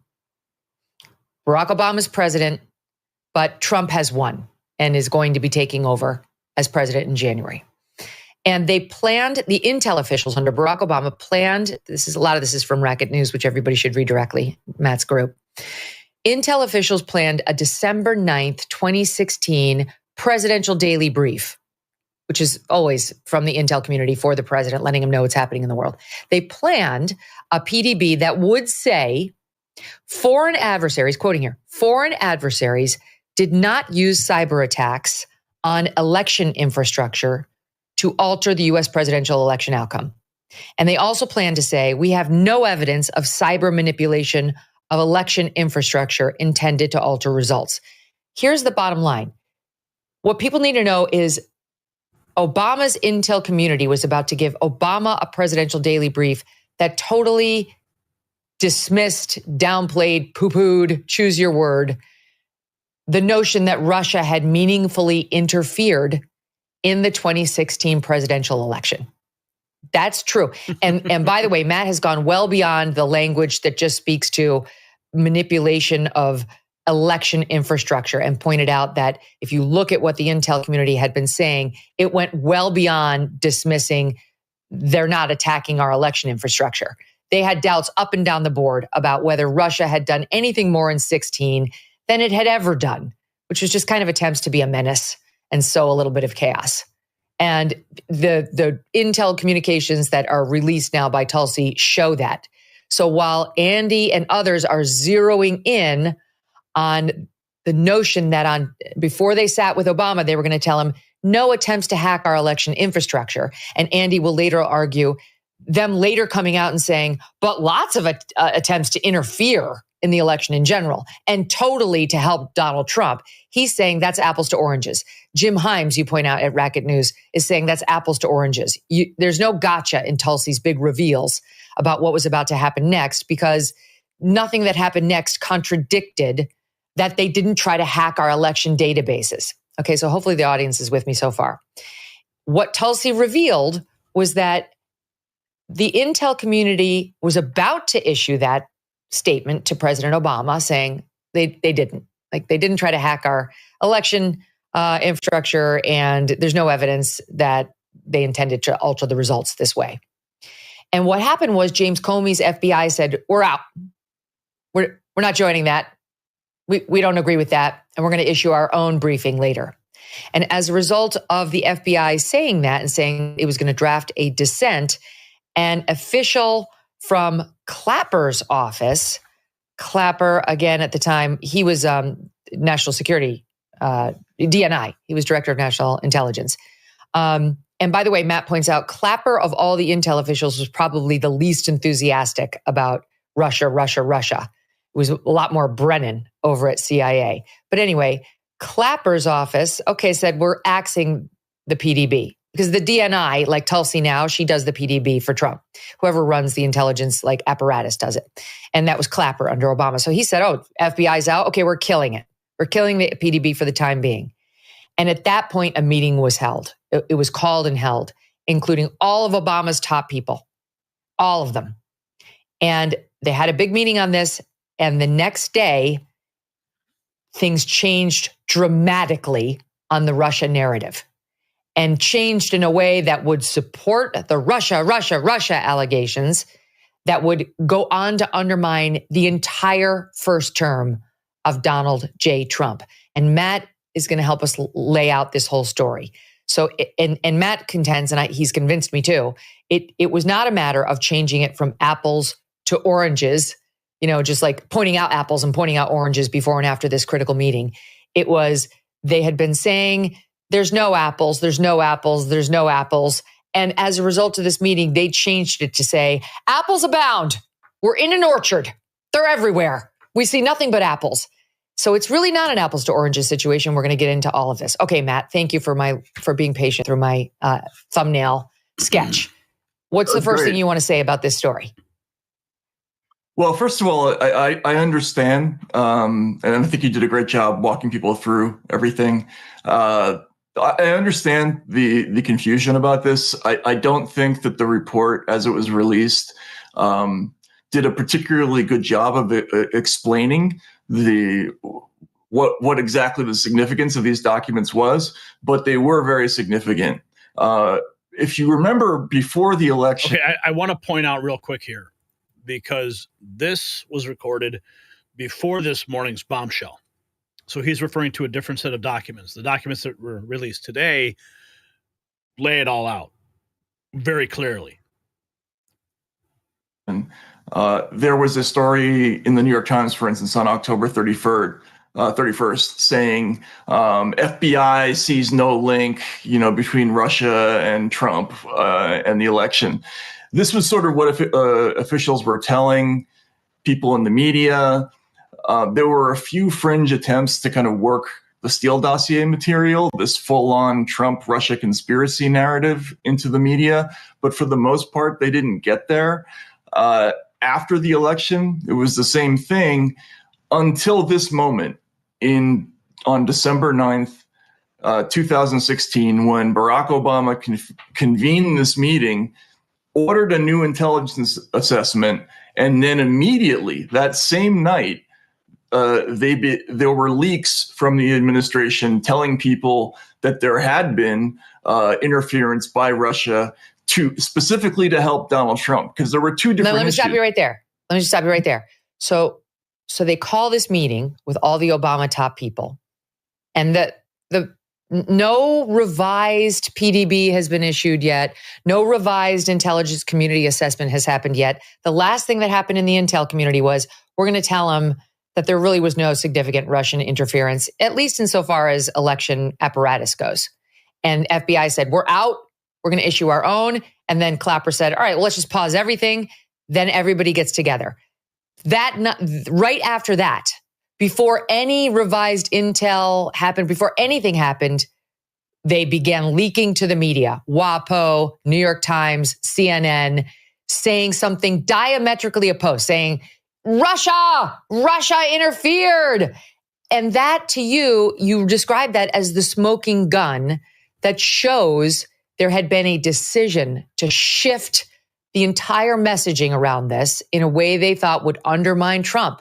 Because why, if that were not the case, wouldn't they have just waited until they had the new and newly ordered intel assessment and then figured out what was what? Yeah, and that's really the striking set of documents is you can see on December 9th, there is an order from the Director of National Intelligence Office basically giving out directions on how to put together a new intelligence community assessment per the president's request. But so we're going to continue on. That's a rather long clip. I didn't intend to play the whole thing. There's still about 4 minutes left. But I still want to get to Chaffetz here in his reaction. We got PBD coming up. We've got some of the remarks that were also made. We got Jesse Waters. Where is the Jason Chaffetz clip? Here's CNN's Jeff Zelensky. This is hardly information we should be repeating and spending that much more time on. Wow. Yeah. CNN already downplaying it. We have no idea. I mean, this is hardly information that we should even be repeating. Never mind that it's, some years after the fact, 8 years more than that after the fact, but also just to look at the source. But look, this is what this White House wants to talk about. And I'm not sure that we should spend that much more time on it, frankly. Yeah. I mean, listen, that we have no idea. We shouldn't spend that much more time on it. Are you kidding me? How many people's lives were affected, turned upside down? The entire republic was in turmoil. We need justice. Here's former House Oversight Chair Jason Chaffetz going off on former President Barack Obama. He was part of, I cannot even express how stunning this is. The president of the United States was engaged in a conspiracy. That's the allegation. Mm-hmm. I'm so disappointed in Barack Obama. He puts himself up there as a scandal-free president. Now, look how great it was for 8 years. That guy on the screen, he was lying to us. And he was part of concocting a conspiracy to deceive the American people. It doesn't get any worse than that. And how many times did I get a lecture from the Democrats about nobody's above the law? Nobody's above the law. They all said it. They drove it home every time. And we'll see where they are now. They're going to run for the hills. And Jonathan Turley is right. He is absolutely right. Where is the intellectual curiosity? Where are they going to be in terms of returning their Pulitzer Prizes and all the awards that they won and patting themselves on the back on how great they were on getting Donald Trump? They were all lying to us, and they got snookered, and they should be held accountable. And I want to see some people in handcuffs. They have to be held accountable, or it'll happen again. I cannot handcuffs for all of them. Okay, I want to see. Here's a question: do you agree with Tulsi Gabbard saying Obama did commit treason? Yes or no? Okay, so there's also some interesting things that occurred during the press conference. Check this out. Here's CNN cutting off Tulsi Gabbard as she's telling the world that Obama committed treason. Watch this. Election. Multiple intelligence community assessments released in the months leading up to the November 2016 election concluded that Russia had neither the intent nor capability to impact the outcome of the U.S. election. On December 5th. We've been listening there to the Director of National Intelligence, Tulsi Gabbard, continuing on what has now been a multi-day effort, not only with public statements like this, but release of documents to CNN cutting her off. Wow. Here is Obama spokesperson responding to the bizarre Russia hoax allegations. This is on Fox. Trump saying today. But first, breaking tonight, President Trump says then-President Obama was a ringleader in a plot to rig the 2016 election and calls it the biggest scandal in the history of the country. President Trump saying today the Justice Department should target Mr. Obama, who he says is, quote, guilty. Now the former president is pushing back, firing back against those claims through his office. Correspondent David Spunt starts us off tonight from here in Washington. Good evening, David. Brett, good evening to you. President Trump often criticizes former President Barack Obama and members of his national security team. But just hours ago, the current White House occupant moved the story to the next level. Whether it's right or wrong, it's time to go after people. Obama's been caught directly. President Donald Trump in the Oval Office, suggesting his predecessor, Barack Obama, should face criminal charges. He's guilty. This was treason. This was every word you can think of. They tried to steal the election. Trump's comments come after the Director of National Intelligence, Tulsi Gabbard, asked the Justice Department to look into allegations that members of the Obama administration, quote, altered intelligence to push the narrative of a Trump-Russia plot days before Trump took office in 2017, despite prior intelligence reportedly indicating otherwise. I hope that they go after this because I think this is what it was, a conspiracy to undermine the first term of President Trump. Obama's team responding, telling Fox News these bizarre allegations are ridiculous and a weak attempt at distraction. Nothing in the document issued last week undercuts the widely accepted conclusion that Russia worked to influence the 2016 presidential election, but did not successfully manipulate any votes. These findings were affirmed in a 2020 report by the bipartisan Senate Intelligence Committee led by then Chairman Marco Rubio. Democrats slammed Trump's remarks. Despicable. When he says something like that, it should be universally condemned. Legal experts say to tamp down expectations on Obama facing charges. Remember, in 2024, the Supreme Court ruled that presidents are largely covered by immunity for official acts in office, a ruling that benefited President Trump. As for other people potentially being charged, a grand jury, Brett, would need to sign off on that first. Brett. David, from former President Barack Obama to Hillary Clinton, Senate Republicans now opening up her email case once again? Right, that's right. Senate Judiciary Chairman Chuck Grassley claims a Justice Department Inspector General report from 2018 has just been released. Grassley says new documents prove the FBI did not look thoroughly at all the thumb drives related to the Clinton email probe. It's notable that Grassley says he tried in 2019 and 2020 when Trump was president the first time to get these documents out, but he couldn't. No word why when we asked, and no response yet tonight from Secretary Clinton's team. We'll follow it, Brett. Okay. Oh, we're not done yet. Let's keep going.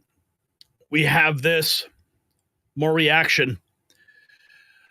Here's some historic meltdowns on CNN after Trump accusing Obama of treason.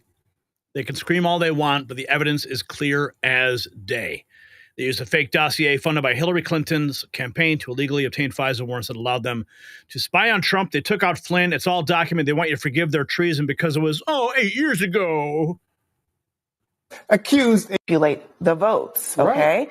In fact, they didn't even influence votes. They've had intentions of meddling in the election. Again, but they didn't why are we talking about this? This is not the issue. You're trying to avoid the subject. President Obama said that Russia did not manipulate any votes. We should note that because every liberal in America said that was the case. All right, noted. You're doing everything you're possible not to talk about the fact that the president of the United States, the current president of the United States, just accused a former president of treason and suggested a prosecution of that former president with no evidence. That is the problem. You can calm That's down. the problem. I don't think no, he's I'm not going to calm treason. down. Well, I don't think he'll be why don't you talk prosecuted. about that instead of talking about Obama? Because Obama just undid 3 years of Democrat mythology. What? Please, let's not talk about this. I don't want to talk about your distractions. The problem is, this is what Trump does. He distracts everybody. He's talking about President Obama because he doesn't want to talk about Epstein. He's talking about the Washington Commanders and the Cleveland Guardians because he doesn't want to talk about Epstein. He releases the Martin Luther King files because he doesn't want to talk about Epstein. He's doing everything possible except talking about Jeffrey Epstein because he's trying to throw up distractions so that people like you, Todd, can come on TV and try to diffuse I have tried the to issue. agree with you, and you're violently not letting me. I'm not doing anything violently. I've said he's not guilty of manipulate the votes. Okay, right. In fact, they didn't even influence votes. They've had intentions of meddling in the election. Again.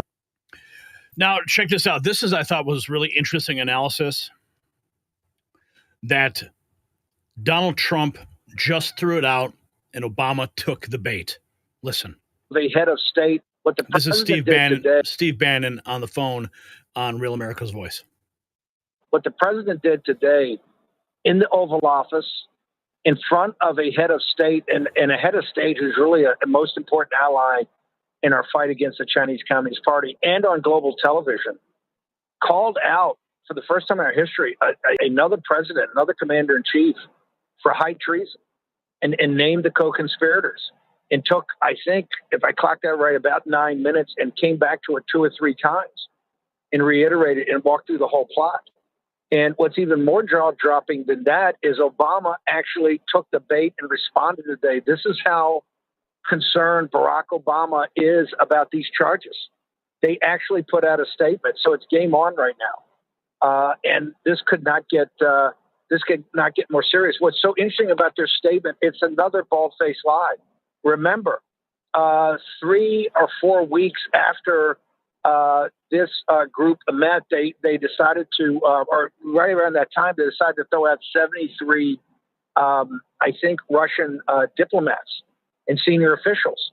So they, the first, and this is how they were manufacturing the evidence, they made it up that it was direct interference to help Trump. That's a total lie.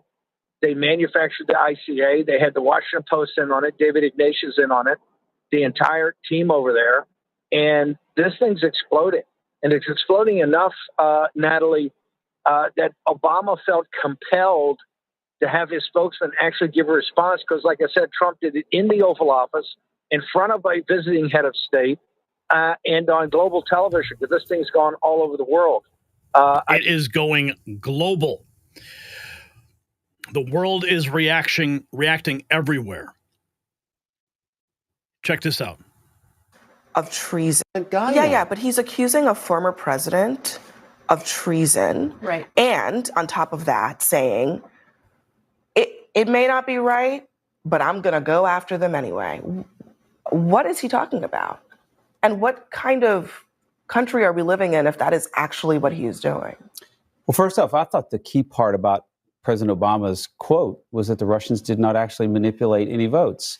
Yeah, we knew that already. Oh, wait a minute. In the immediate aftermath of the 2016 election, you could hardly find a Democrat who was not screaming that Russia rigged the election. It has been 8 years since the immediate aftermath of the 2016 election. The fact that Obama is now undoing Brad, as you know, Democrat mythology as you know, there have been multiple reports. There have been there's been a major bipartisan Senate report that was led by Marco Rubio, who now works in Donald Trump's administration. We have known for many years that the Russians did not manipulate the votes, okay? Right.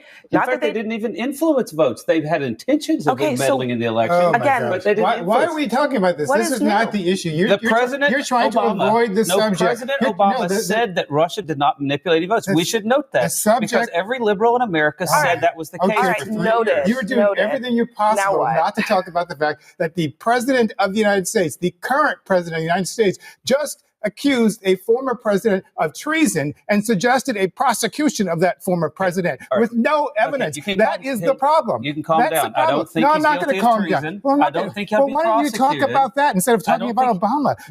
Because Obama just undid 3 years of Democrat mythology.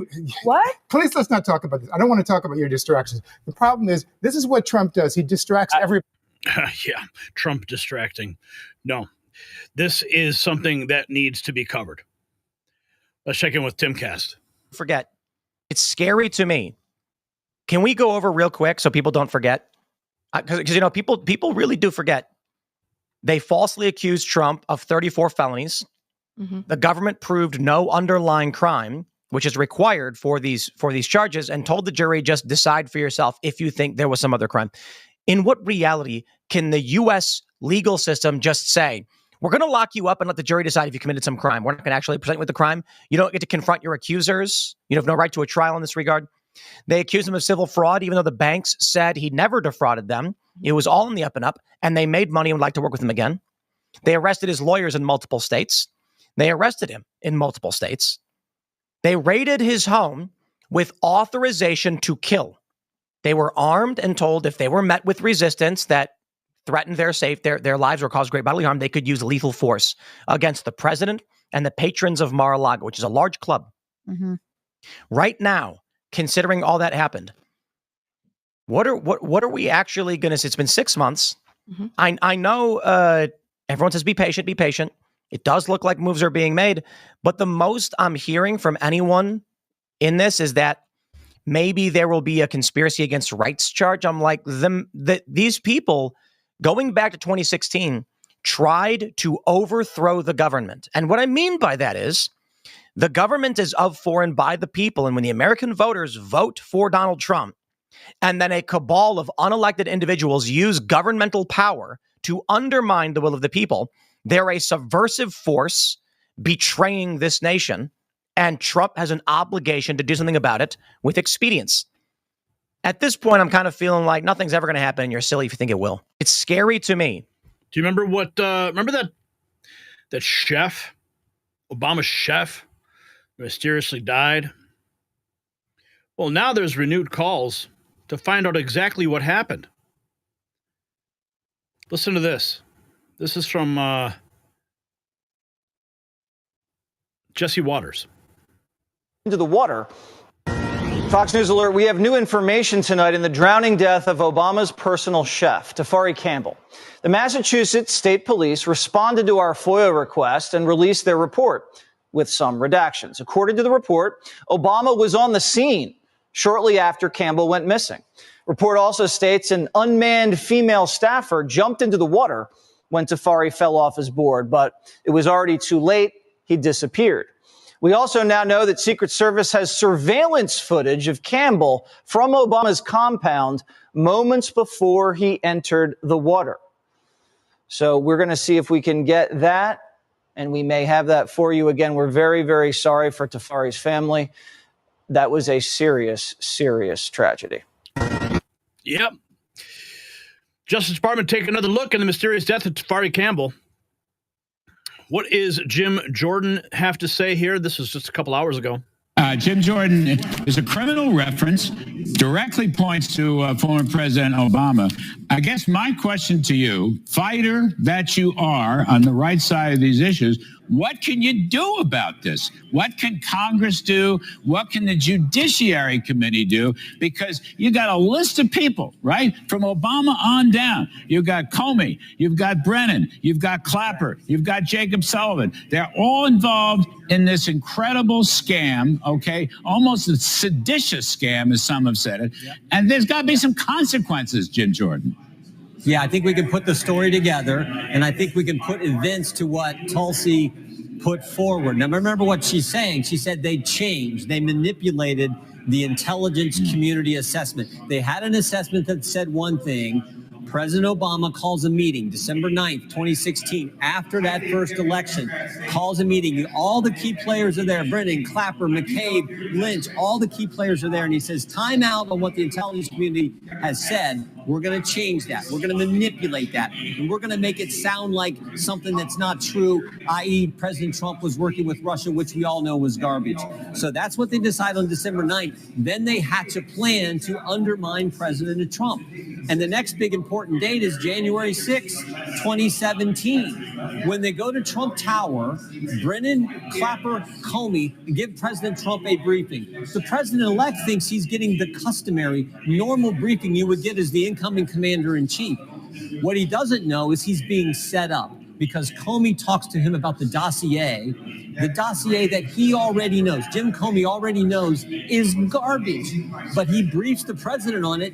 That information gets leaked, and now the press can run with it because, the FBI director has briefed the incoming president on the dossier. It must be real. It must be legit. That starts the whole thing, Mueller and everything else. It was a setup. So God bless Tulsi Gabbard for bringing this information forward and giving the base of it, the reason that they did this whole thing or what they manufactured this reason. And we put the events with it and tell the entire story. That's what we can do. Now, whether anyone gets prosecuted, that's up to Pam Bondi. Well, now, hang on. That's up to Pam Bondi. Let's take a flashback to the press conference. Do you believe that any of this new information implicates former President Obama in criminal behavior? We have referred and will continue to refer all of these documents to the Department of Justice and the FBI. To investigate the criminal implications of this. For even former President Obama? Correct. The evidence that we have found and that we have released directly point to President Obama leading the manufacturing of this intelligence assessment. There are multiple pieces of evidence and intelligence that confirm that fact. Do you believe that any of this... Oh, man, such a bombshell. Holy cow. Here's the moment where the press secretary shut down CNN. Is troubling. First, on Secretary Rubio, he put out a statement in 2020 following that Senate Intelligence Committee report, and he said what they found is troubling. We found irrefutable evidence of Russian meddling, which the Director of National Intelligence just confirmed for all of you, that Russia was trying to sow distrust and chaos. But what's the outrage in this that Secretary Rubio did not say at the time, the Democrats were saying at the time, is the fact that the intelligence community was concocting this narrative that the president colluded with the Russians, that the president's son was holding secret meetings with the Russians, all of these lies that were never true. And he also said at that time, we discovered deeply troubling actions taken by the FBI under Comey, particularly their acceptance and willingness to rely on the Steele dossier without verifying its methodology or sourcing. The Steele dossier that many outlets in this room ran as the gospel truth, and it was cooked up and paid for by the Clinton campaign. As for your second question, Caitlin, I think who is saying that she would release this to try to boost her standing with the president? Who has said that? Well, the president has publicly undermined her when it came to Iran. He said she was wrong. He told me that she didn't know what she was talking about. That was on Air Force One on camera. The only people who are suggesting that the Director of National Intelligence would release evidence to try to boost her standing with the president are the people in this room who constantly try to sow distrust and chaos amongst the president's cabinet, and it is not working. I will just answer your question directly. I am with the President of the United States every day. He has the utmost confidence in Director Gabbard. He always has. He continues to, and that is true of his entire cabinet, who is all working as one team to deliver on the promises this president made. Yeah. There's irrefutable evidence. Colorado Republicans, irrefutable evidence that detail how President Barack Obama and his national security team directed the creation of intelligence community assessment that they knew was false. Wow. The reactions all over the board. And here is Tulsi Gabbard just a few hours ago.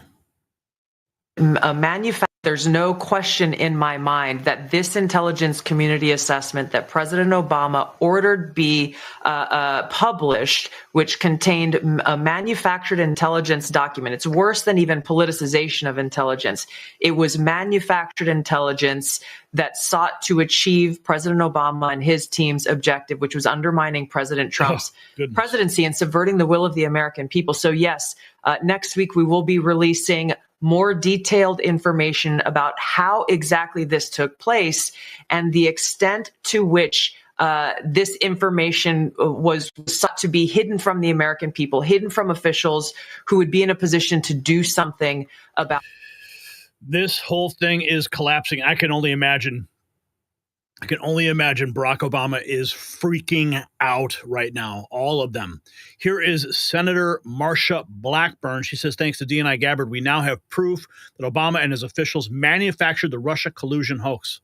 Obama, that's right. Now we do know. And thank goodness that DNI Gabbard released 100 documents so that people can see, here's the proof. This is what they were doing. They knew Hillary was creating this dossier. So then they go in and Obama's team is all informed. And then they start to create a diversion and they try to make it about Trump. Here is what we know. The bureaucracy and the swamp has got to be drained. These people that are careers over at the FBI and the DOJ that have participated in this need to be shown the door. There are prosecutions that should take place. This is weaponizing the federal government against a citizen, against a political opponent, because the American people are not doing what you want them to do. This is the kind of thing that we thought was going on. We had some pretty good ideas it was going on, some pretty good anecdotal evidence it was happening. And now they have shown the receipts. Let the prosecutions begin. Yeah. Let the prosecutions begin. If you got value from this report, tap subscribe. My final thought is next. So the media's reaction tells you everything. They're not denying the evidence because they can't. They're attacking Tulsi for releasing it. CNN's panels are melting down not because the documents are fake, but because what they reveal. When Jason Chaffetz, a former congressman who's seen classified intelligence, goes on television and says Obama was engaged in a conspiracy, that's not hyperbole. That's a prosecutor building a case. The mainstream media spent 4 years pushing the Russia hoax. They won Pulitzers for their lies. Now they're watching their narrative collapse in real time. Congressional Republicans smell blood in the water. The polls show Americans want justice, and the question isn't whether Obama lied anymore. It's whether he'll face consequences. Do you trust the media to report honestly on the Obama treason? Drop a yes or no. Let me know in the comments. And you can grab your Next News gear at shop.nextnewsnetwork.com. You can support real journalism. You can help us expose President Otto Penn. You can support Alligator Alcatraz or pick your favorite member of the administration, Tulsi Gabbard even, and trigger a liberal today at shop.nextnewsnetwork.com.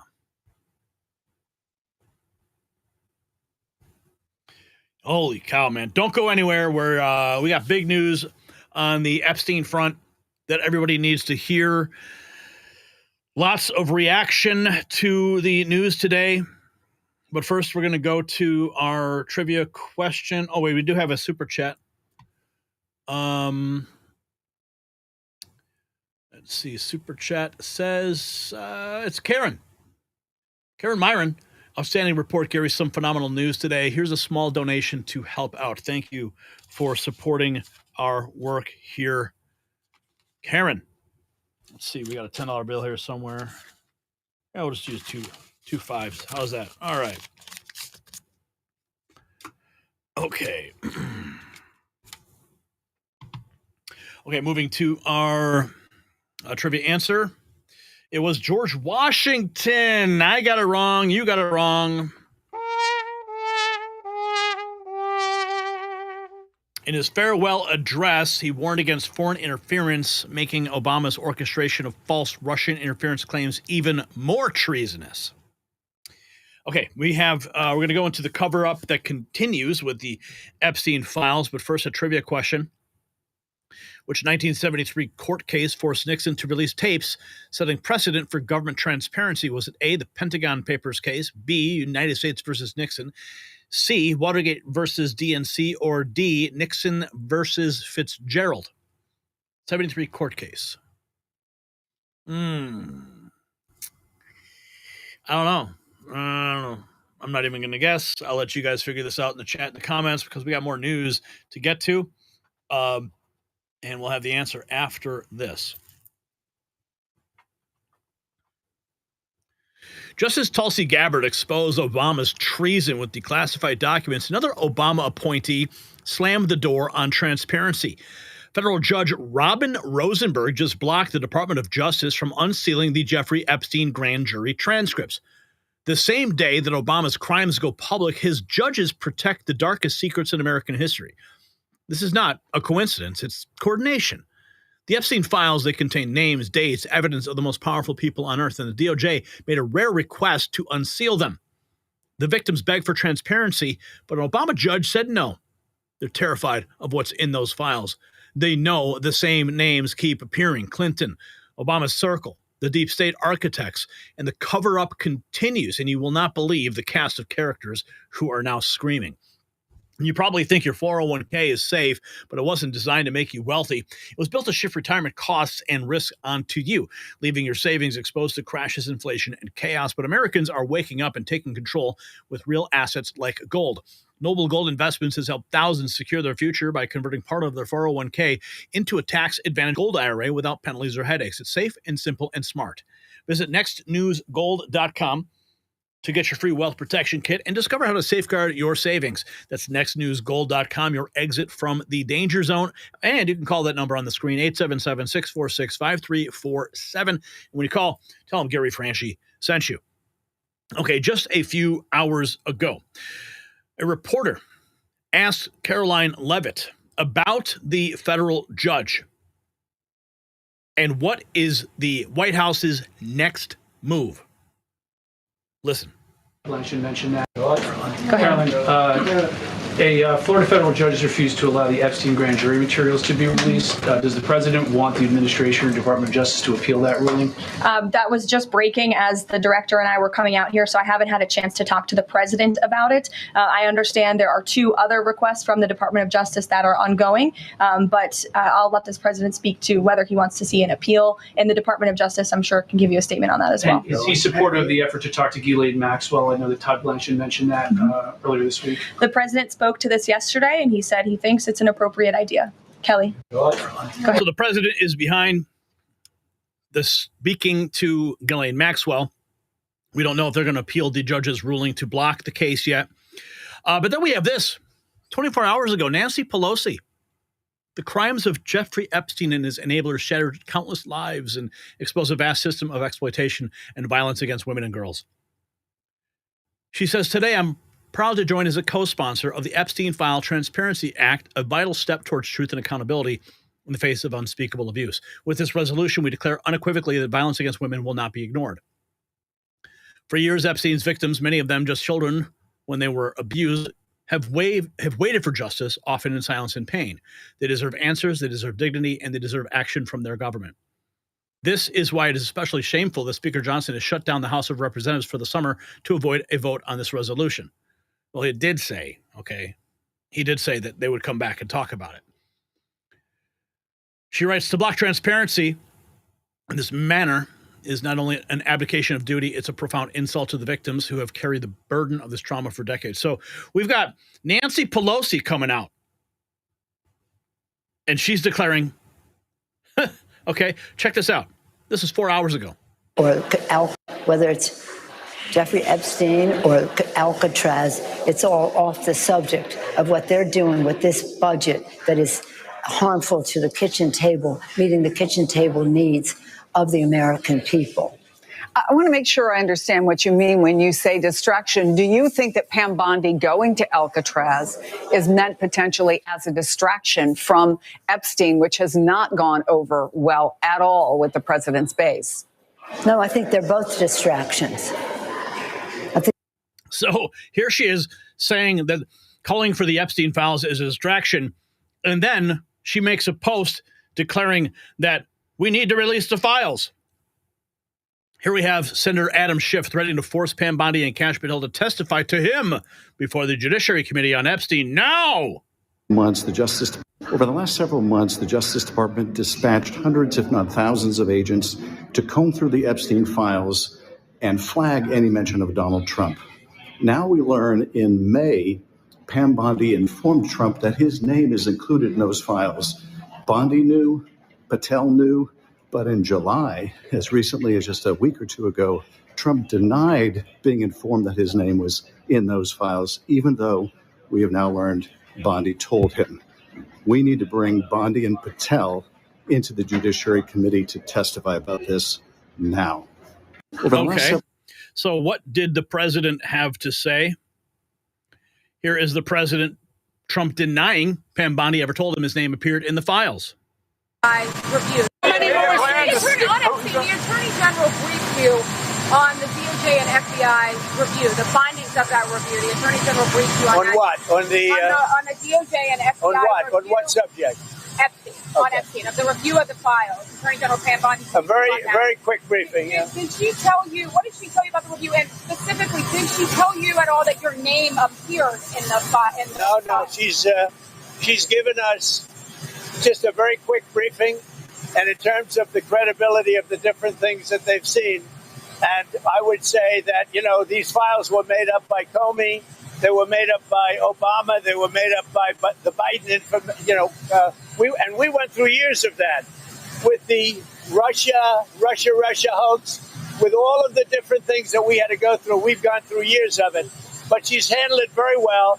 And it's going to be up to her. Whatever she thinks is credible, she should release. Yeah. Whatever is credible should be released. The president's own words. Here is Alex. Total Epstein D.C. meltdown. House panel directs chairman to subpoena Bill and Hillary Clinton in the Epstein probe. If you remember, back in May, I love Alex. If you remember. Okay, sorry.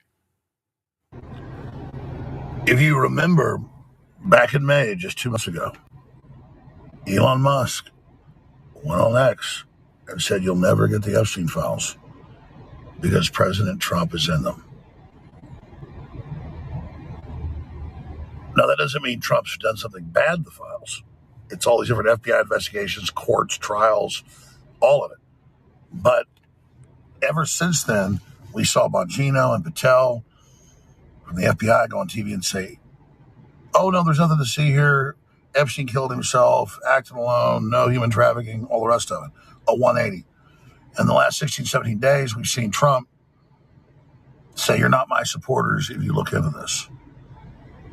That's the ultimate Streisand effect. And I had to come out and report that and say, this is crazy. Now, it's true when Trump came out, not this Sunday, but last Sunday, like 10 days ago, and said, hey, the Democrats, Maureen Comey have been in control of this, Brennan, Clapper, it's true. Even when he got in 8 years ago, he never controlled the files. They had to raid the offices of New York 4 months ago to even get the files that were hidden. And it's logic to say the Democrats would cover up anything about them in there and spike it with garbage. I've been saying that for weeks. And now Mike Johnson, the speaker, came out today and said that's their big concern. And we're now seeing the recycled stuff that we saw in 2016 that wasn't true about Trump and Epstein. And even Michael Cohen, his lawyer that hates his guts more than anybody, says, no, there was never any Epstein. He was there over a decade. Epstein never called, never any business, nothing. So it's a mystery wrapped in an enigma what's going on. And now the Wall Street Journal comes out, Rupert Murdoch that hates Trump, and says, oh, he's in the list. Well, what is the list? It's all these different investigations. But then Trump last week, wisely, on our advice, Stone's advice, says, okay, release all the grand jury stuff, the 2 Epstein cases, the Maxwell case, release all the bank records, release the grand jury stuff. And now the first federal judge in Florida, the 3 request, has said no, an Obama judge. And now the Republican House is subpoenaing the Clintons for their Epstein records. So and we know the Clintons are up to their eyeballs at Epstein and all the rest of it. So this thing is blowing up in real time. And Trump had nothing to worry about until he acted so guilty. And, now we're hearing about, Crossfire Hurricane, the rest of the deep state, and people are saying that's a diversion. No, it's not. Gabbard 2 months ago started releasing the stuff. The CIA a month ago, and her last week and this week. No, that's on time. They're doing what they said they do. Trump months ago said that by July we'll start releasing the RFK and MLK stuff. They released it before the scandal broke. People say, oh, that's a diversion. That's a distraction. No, it's not. So I'm just calling balls and strikes here, but I knew 2.5 weeks ago when this broke, this was going to absolutely be a huge crisis. And now the judge is locking down the case. Here is more from Alex just about 60 minutes ago. Wall Street Journal reporting that Trump is in the Epstein files, and here's his analysis. Meanwhile, he says, as I predicted, Democrats are now openly trying to block the real files release. All the grand. All right, it's Wednesday night, and Judge Robin Rosenberg, an Obama appointee, has blocked the Justice Department's request to release the Epstein files from the Florida case 15 years ago. The Trump Justice Department also wants the Epstein case in New York opened and the Ghislaine one. They want all the grand jury, all the court transcripts, all the court documents, everything released. But Maureen Comey, who ran those cases, got them sealed, including Ghislaine Maxwell's client list. But we hear from the Wall Street Journal, who's had Trump's lawsuit filed against them, assigned to another Obama judge to shut it down, says, their sources say in the Epstein files, Trump is named. Well, of course, there's giant FBI files that the Democrats controlled. And, of course, there's going to be mentions of Donald Trump at Mar-a-Lago, where Epstein was a member till Trump kicked him out 15 years ago or 16 years ago. And I've been predicting this. So it's true. The Democrats have been in control of those files, and they would have used anything real they had previously. And notice the Democrats in Congress that have asked for the Epstein files want only stuff about Trump. And what is it? Doodles he supposedly sent with no proof, or Jane Does that have been proven to be fake back in 2016, 2017. I predicted a recycling of all of it. It's happening. And then Pelosi came out today. She could sober up for a minute and put out a post on X saying, I hear there's flight logs of him on the plane with Epstein a couple times. You mean in the photos they took with his wife and kid decades ago when Trump's plane was broken and flew from New York down to Palm Beach where they both lived? Yeah, they knew each other. They were friends. It's never been a secret. It's going to be a recycling of it all. When Trump acted wild 16, 17 days ago, I said it's going to Streisand affect this and make the Democrats go crazy. And I said back then it's because I believe Maureen Comey probably spiked the files with some stuff, took bad stuff out about them, put in just some recycled crap about Trump, and now my predictions have come true. This is real. Alex Jones on the case. Let's see here. We have, so here is the actual filing. Order denying petition to unseal grand jury transcripts. The matter before the court is the United States request to unseal grand jury transcripts stemming from the government's investigation of Mr. Jeffrey Epstein in the Southern District of Florida. For the reasons set forth below, 11th Circuit Court law does not permit the court to grant the government's request. The court's hands are tied, a point that the government concedes. So I don't think that this is over yet. Here is Representative Anna Paulina Luna 4 hours ago. Obama-appointed Judge Robin Rosenberg just blocked the unsealing of the grand jury testimony. In 2023, when Marsha Blackburn tried to subpoena the Epstein flight logs, Democrat Dick Durbin blocked it. For years under Biden, Democrats said and did nothing. Now they want to accuse Trump of a cover-up, but the Trump admin and GOP are the only ones taking action. Democrats have been blocking the truth for years. Let's continue. We have more here. Here is how the legacy media covered the Epstein files under Biden versus how they're covering them during the Trump administration. This is from MRC TV.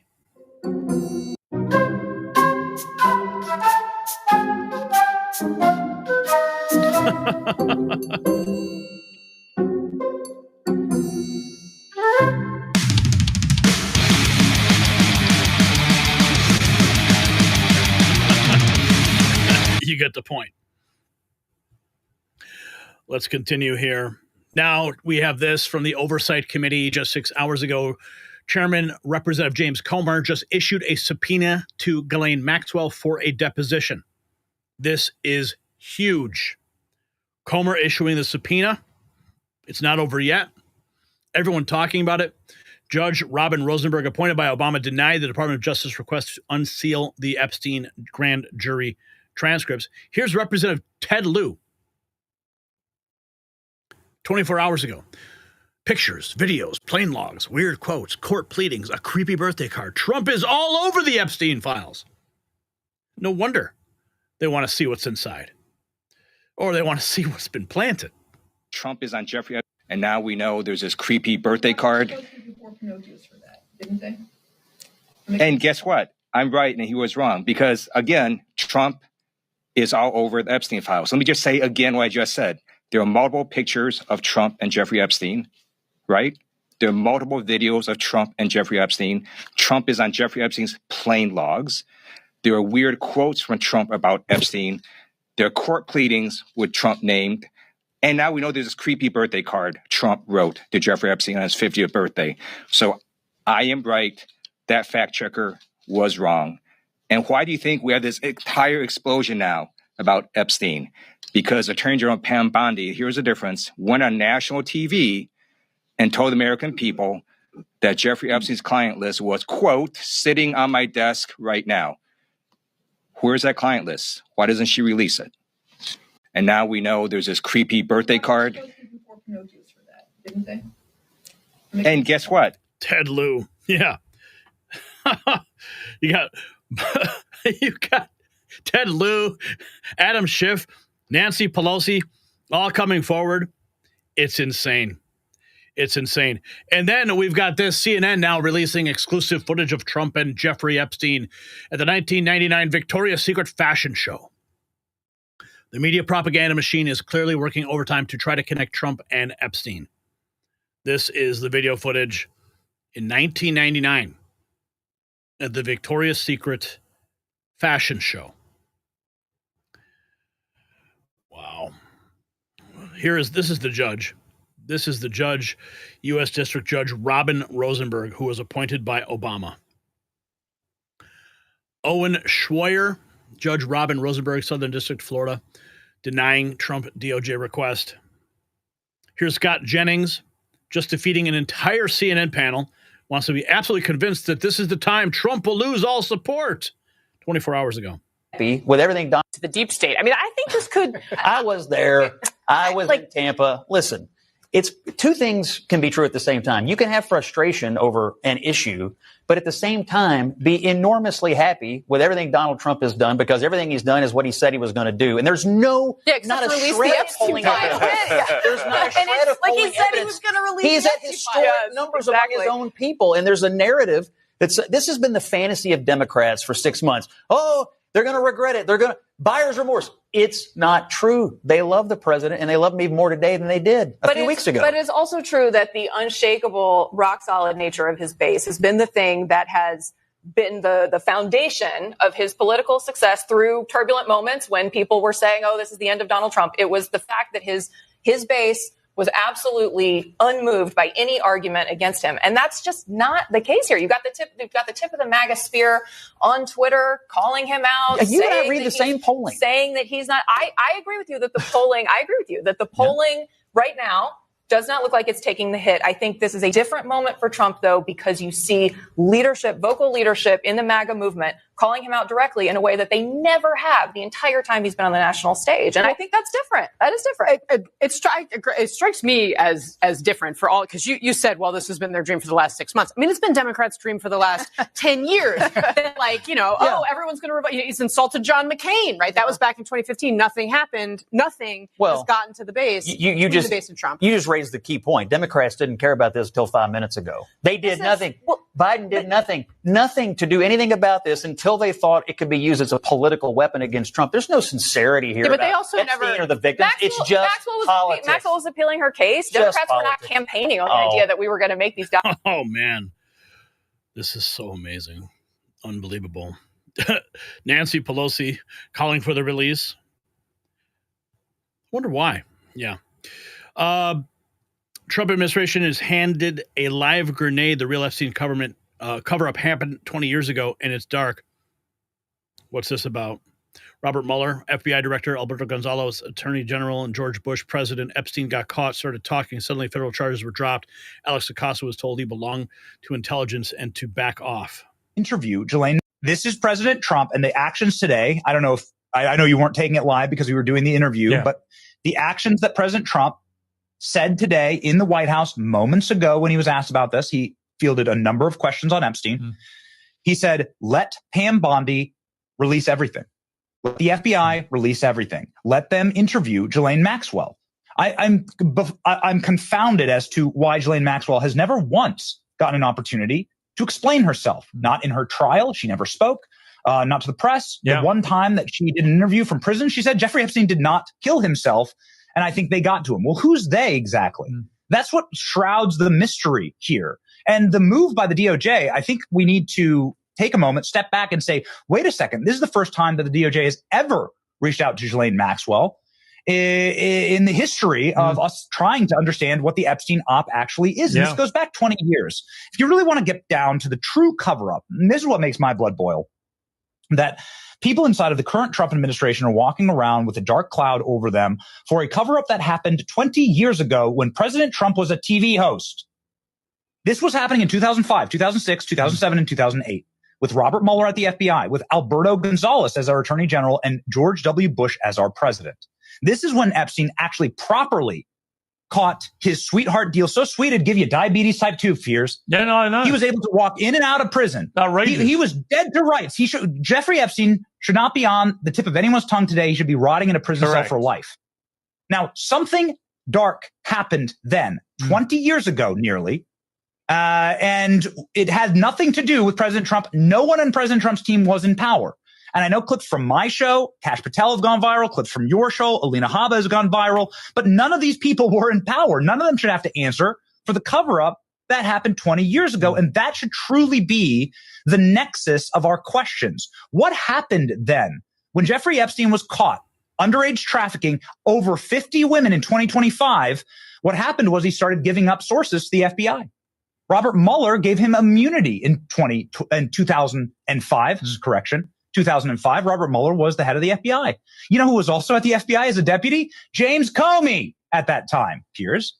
And so then through the course of the prosecution in Florida, the federal charges are dropped. Alex Acosta gets told he belongs to Intel and to not look into it. Jeffrey Epstein gets the sweetest of sweetheart deals, and Ghislaine Maxwell is arguing that I have immunity because the federal government told me I have immunity forever. Which is something, of course, the federal government never does. So that's insane. But Benny, let me ask you this. All right, but Benny, looking at those questions. Listen, I think you make a lot of very good points. This case is far from closed, despite what any Florida judge would try to keep sealed. If you got value from this report, tap subscribe. My final thought is next. So this is how they operate. On the same day, Obama's fabricated intelligence kits expose his handpicked judge blocks the Epstein files. They're not even trying to hide the coordination anymore. Judge Robin Rosenberg didn't just deny transparency. She denied justice to Epstein's victims. She's protecting the predators. The DOJ's request was simple. Let the American people see what really happened. But the Obama Judicial Network said no. Why? Because those transcripts don't just expose Epstein. They expose the entire blackmail operation that kept the deep state in power. The same people who created fake intelligence, who spied on Trump, who corrupted our agencies, their names are in those files. The cover-up is bigger than Watergate. So should Obama judges be removed from cases involving deep state crimes? Yes or no? Sound off below. You can support our work here at the Next News Network by grabbing some merch at the merch shop, shop.nextnewsnetwork.com. You can help us expose President Otto Penn. You can support the all-inclusive resort for illegals down in Florida, Alligator Alcatraz, or pick your favorite member of the administration in our American Badass series. Trigger liberal today at shop.nextnewsnetwork.com. Awesome. Okay, we do have some super chats that have just come through. We have Squeeze a Lot is back. Call pest control for the flailing and whining demon rats. They're everywhere. And we have Curio 23. Why shouldn't you taunt an alligator? Because it might come back to bite you in the end. Tommy 420. Great show, Gary, the best. Thank you so much. And Craig dropping $5. Gary, thank you for all you do. We all love you here. God bless you and all the patriots here. So that's $5, that's $10, that's $20, and $30 right there in the jar. Thank you guys for your support. We'll put that in Right there. There is where your money goes. And the Alex Jones was right, Jar. Okay, we're not done yet. Let's go to our trivia answer. I wasn't sure about this, but you guys said it was Watergate versus DNC. It was actually United States versus Nixon.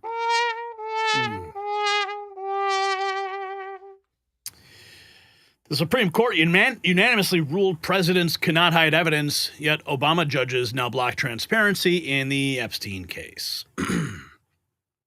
Okay, moving right along, we got some more news. Do you hear about what happened with Emmanuel Macron and his wife? Yes, they're having absolute meltdowns. We're going to get into all of that. What is happening with that? Well, we're going to find out what's going on with Candace Owens. Okay, let's see here. Let me just make sure I get it all queued up. All right.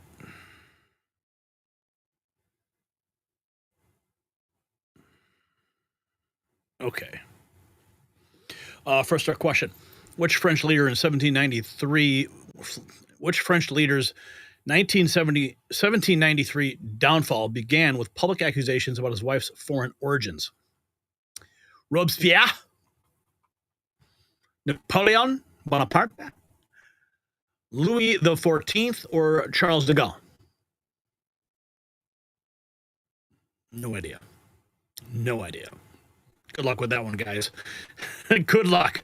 You can drop your answer in the poll, comment, or chat. You guys saying Louis XIV. We will find out soon enough. Now let's get into it. Emmanuel Macron just made a fatal mistake. The French president has now filed a 22-count defamation lawsuit against Candace Owens in a Delaware court. The charges that she claimed Brigitte Macron was born a man and that the power couple are CIA operatives engaged in fraud. But here's where it gets wild. Video has now resurfaced from Vietnam showing Brigitte allegedly slapping Macron across the face on the tarmac. The French First Lady says she's traumatized by Owens' investigation into her past. They're suing in American courts because they want our First Amendment protections destroyed. This is not about defamation. It's about silencing anyone who questions the global elite. Macron's just opened Pandora's box, and discovery is going to be explosive. When Macron melts down over free speech, there is something destroying men's vitality worldwide. The American healthcare system is broken. Big pharma charges fortunes while insurance companies grow costs. That's why I research natural solutions, and blood flow is crucial. More oxygen to your brain, your heart, your muscles, everywhere that matters as you age. I use Blood Flow 7 from June on. It boosts nitric oxide levels 230% and opens arteries up to 62% to improve circulation. One daily dose has improved my stamina, energy, and focus while supporting heart health. No caffeine nor stimulant. It's doctor formulated with premium natural ingredients. I wouldn't share if it didn't work. Visit bloodflow7.com/NNN. That's bloodflow7, the number 7.com/NNN, or click below to learn more today. Okay, so here is the big news. Big news day. French President Emmanuel Macron and his wife, Brigitte, have filed a U.S. defamation lawsuit against far-right, this is Republicans against Trump, far-right conspiracy theorists, they say, and podcaster Candace Owens, who claimed that France's First Lady is in fact a man. A 218-page lawsuit filed in Delaware on Wednesday accuses Owens of pushing outlandish, defamatory, and far-fetched fictions. Chief among them that Brigitte Macron was born male under the name Jean-Michel Trogneau. Well, I know Candace has been covering this for quite a while. She's done extensive research. Even got a phone call from the president about it. We're going to get to that. 6 hours ago, Veritas Daily, Emmanuel Macron and Brigitte Macron filed 22-count defamation lawsuit in Delaware against U.S. commentator Candace Owens over explosive claims that Brigitte was born a man and that the couple are CIA operatives, blood relatives involved in incest, fraud, and more. They allege she mocked them and ignored retraction requests to boost her platform. Owens says it's a foreign government attacking the First Amendment. Let's find out exactly here This is Candace Owens. This is back in March of last year. It took me a long time. Everybody should be aware this is happening. What is happening in France is definitively the craziest political scandal in human history. With the exception of political assassinations, there's nothing bigger, and I can't believe I'm just hearing about it. And it took me a long time to unpack it because I had to basically download information and then translate it over from French to English. So this is wild. Emmanuel Macron is the current president of France. For the last 4 years, longer than 4 years, I think he became president in 2017, journalists keep saying that they can't find a single trace of his wife, Brigitte Macron, before the age of 30, despite the fact that Brigitte Macron has 3 children, not with Emmanuel Macron. If you remember, they're a very weird couple off the bat. She is at least 26 years older than him. Their love story is borderline pedophilic, depending on who you're listening to. He was 14 and he was a drama student, and she was his 26-year-older drama teacher, and they fell in love. So there's already, that's very weird. And then she allegedly left her husband and 3 kids to go be with Emmanuel Macron. Strange. Well, even stranger is the fact that a group of journalists teamed up with genealogists to look into this matter, and they produced these documents, and they are alleging that Emmanuel Macron's wife, Brigitte Macron, for the first 30 years of her life, actually was Jean-Michel. And basically, she was trying to pass this Jean-Michel character off as her brother, but it's clearly, I'm telling you, I looked at all the evidence. I'm going to link it. Watch today's episode. I'll show you the pictures. It is very clearly her, okay? She transitioned at the age of 30 and then started living life as a woman, and they have been completely trying to bury this in the media. When I say it is so easy, if someone steps to me and is like, Candace, you're a man. You lived as a man for 30 years. There's no pictures of you from your childhood. 30 years of living, saying you had 3 kids, they could very easily debunk this. All they would have to do is show pictures of the First Lady growing up. Everybody should be aware that this is happening, what is happening in France. Candace Owens. Yeah, this is wild stuff. Okay, so here is the video that she uploaded announcing that the White House contacted her to stop talking about the French president's wife, Brigitte Macron, so that France can help create peace between Russia and Ukraine. When I call that person back, they tell me something that is even stranger. They say, look, I again am the messenger here. What I was told from somebody that's pretty high up at the White House is that Emmanuel Macron is holding up negotiations to end the Russian and Ukrainian war unless you stop speaking about his wife. And I'm just going, what? What are you saying? What are we even speaking about? What do you mean negotiations between Russia and Ukraine?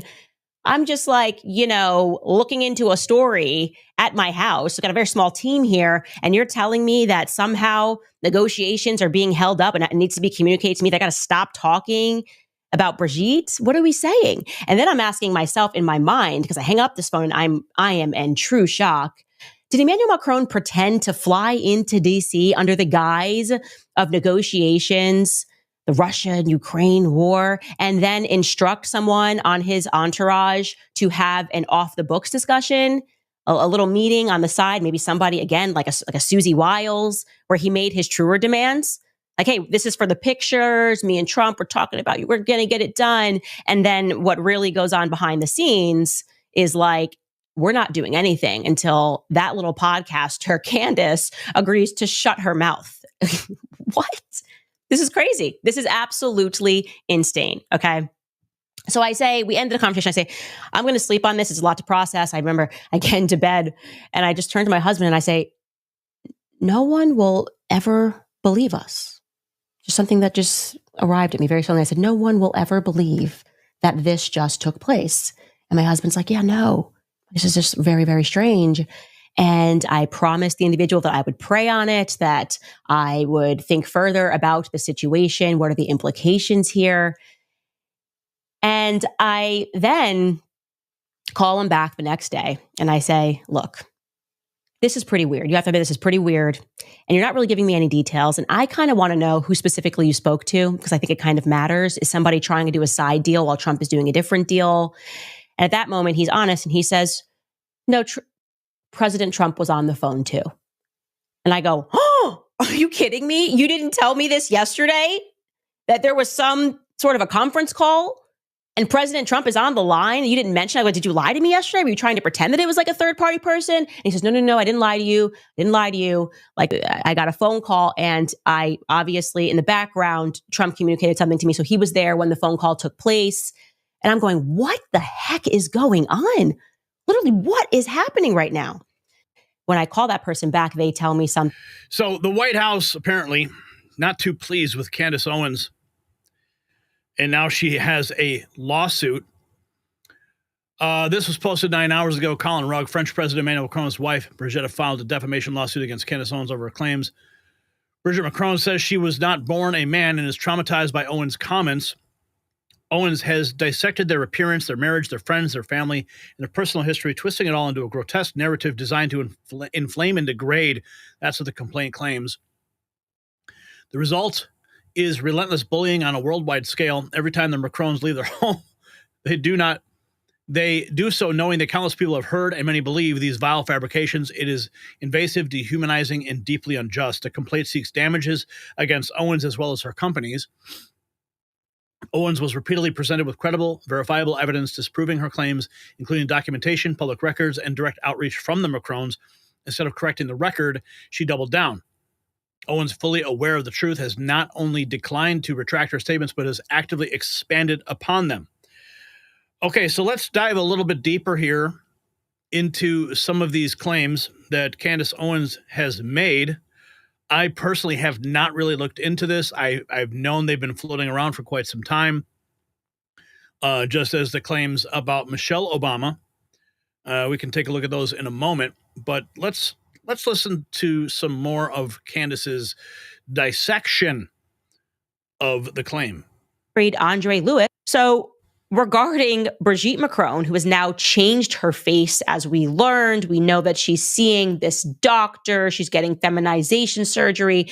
This is a good way. And plus, she's now in her 80s, right? And we've got only pictures from her childhood, only pictures of Jean-Michel Trogneau from his childhood. When you compare this with the tech returns this way. It tells us that this is a high probability, and this is with dentured teeth, different teeth, right? It is telling us that this is this boy in this school photo, okay? This is this boy in this school photo. It is returning from normal to high, highest being there at 17.3%. And that's just with the school photo and with years of work. Okay. We're not even comparing this to the school photos when she still had the teeth that you see there on the left-hand side, right? When Brigitte still had teeth. This is with a ton of work being done by the magician to the transgendered community, right? The guy that can make you a woman. He looks at you, looks at women like they're clay. And it is still certain that that is Brigitte Macron. Okay. That little boy became Brigitte Macron. It is also certain that the woman in the wedding photo, so more aged on, Brigitte Trogneau, who married Andre Lewis, is not the First Lady Brigitte Macron that we see today. It is returning low probability that these are the same people. What's going on here? What do you mean it's returning low probability? This maybe gives us the answer to why she will not answer.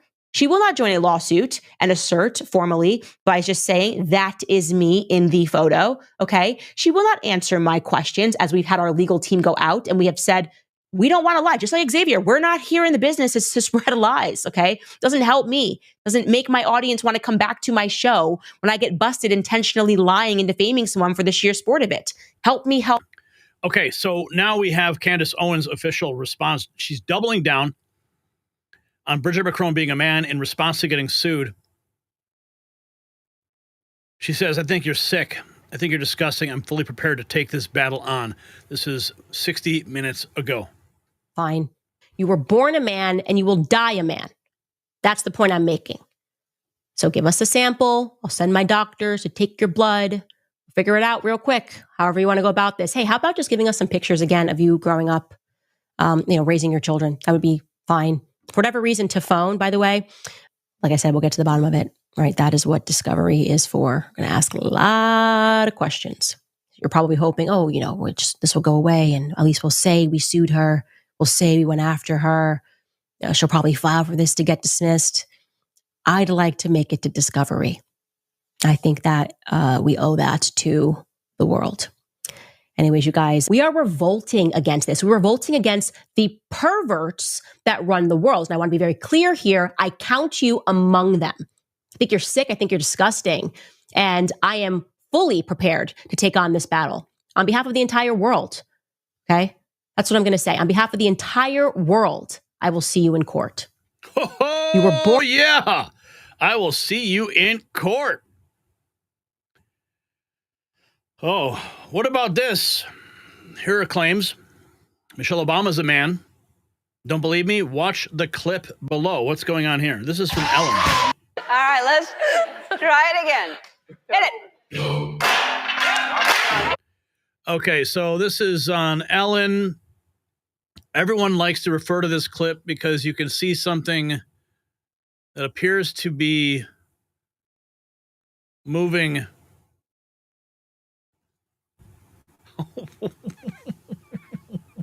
What is that?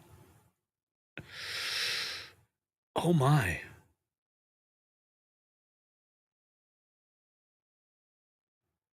Oh my God. I mean, I've seen this clip before. Oh man.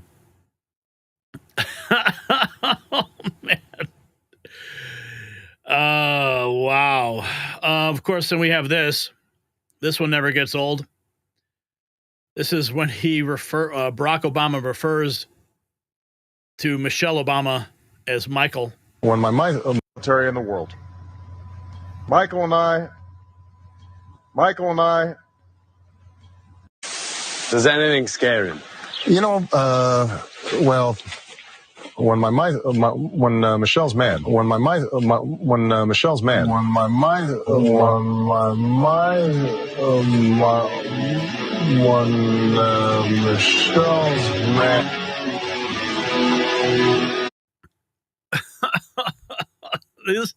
Okay, I mean, people have shown these pictures over and over again. I mean, I don't know. I don't know if I believe it. I mean, I know you guys are going to roast me in the comments. Oh, there's that picture. I don't know. I just kind of think it's just a joke. People just say it to say it.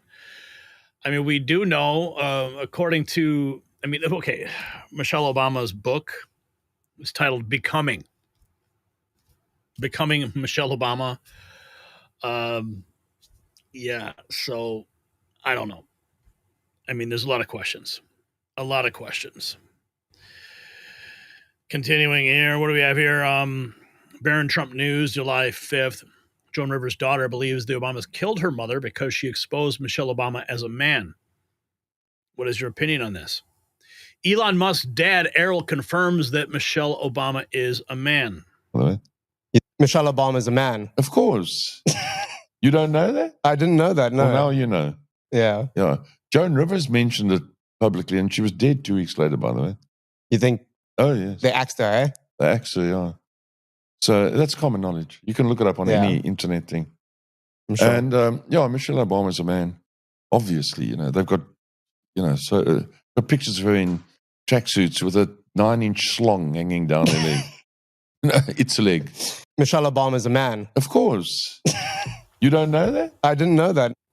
Here's that moment that we have from Joan Rivers.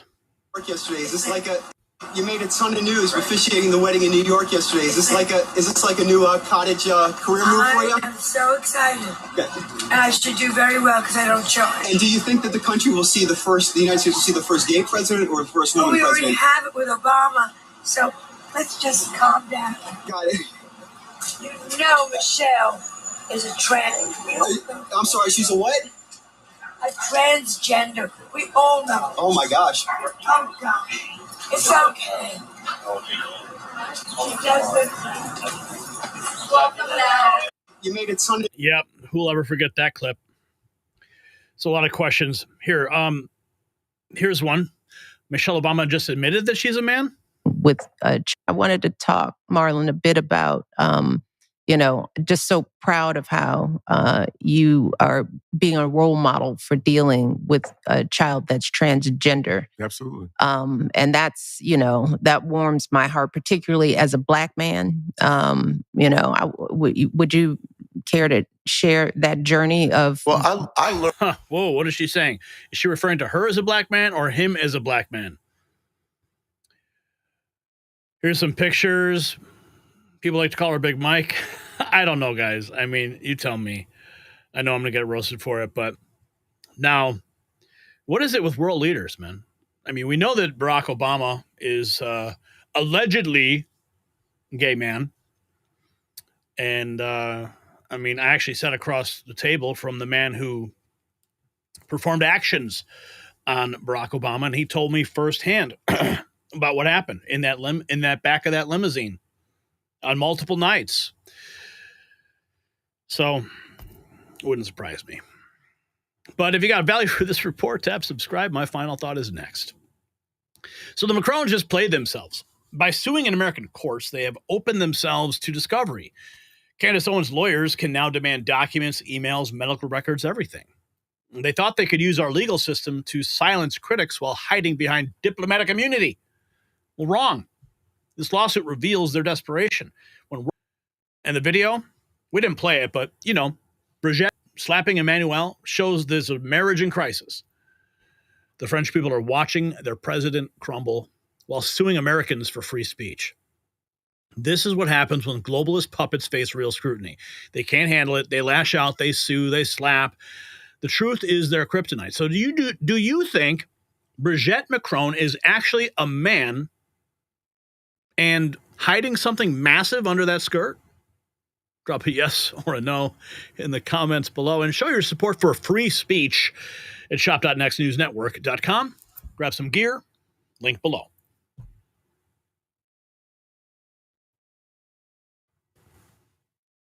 All right, we're not done yet. Party is just getting started here. And I want to find out here. Let's see. Do we have any more super chats here? I think something came through. Craig. Yes, Craig dropping 5. Thanks for all you do. We love you here. God bless you and all the patriots here. Oh, I think I read that one already. I'll read it again, though, Craig. Thank you, sir. What was the answer to that trivia question? You guys said Louis XIV, and you were correct.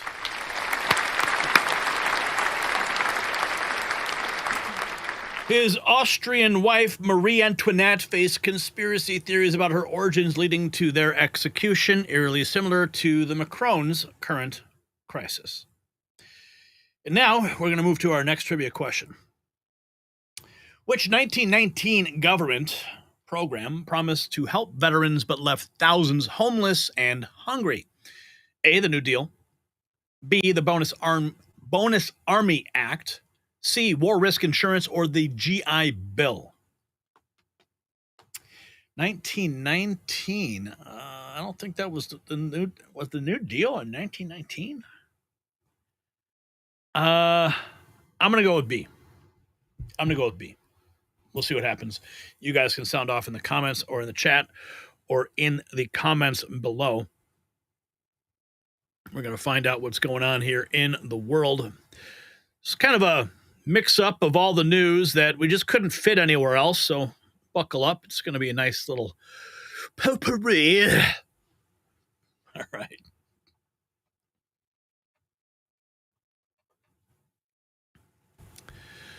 The system isn't just failing, it's completely inverted.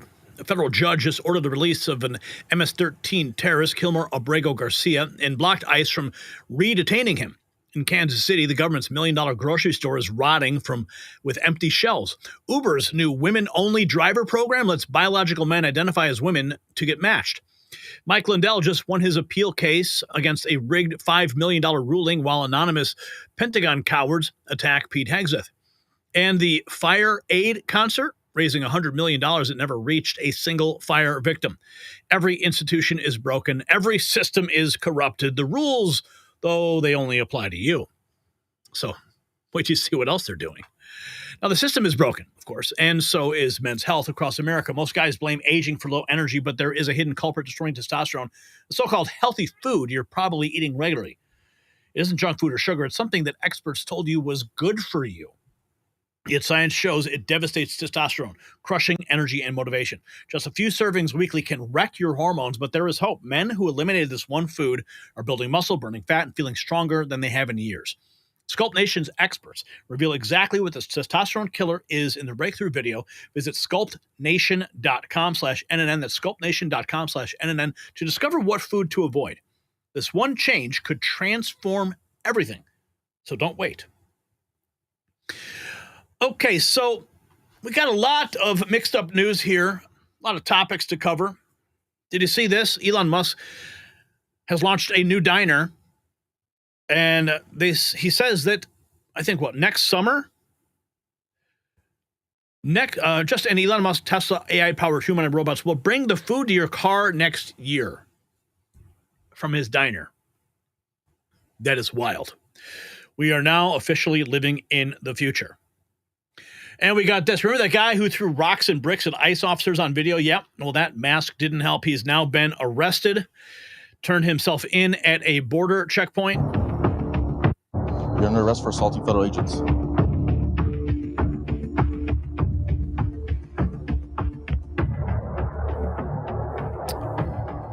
Yep. You are officially a moron for doing that.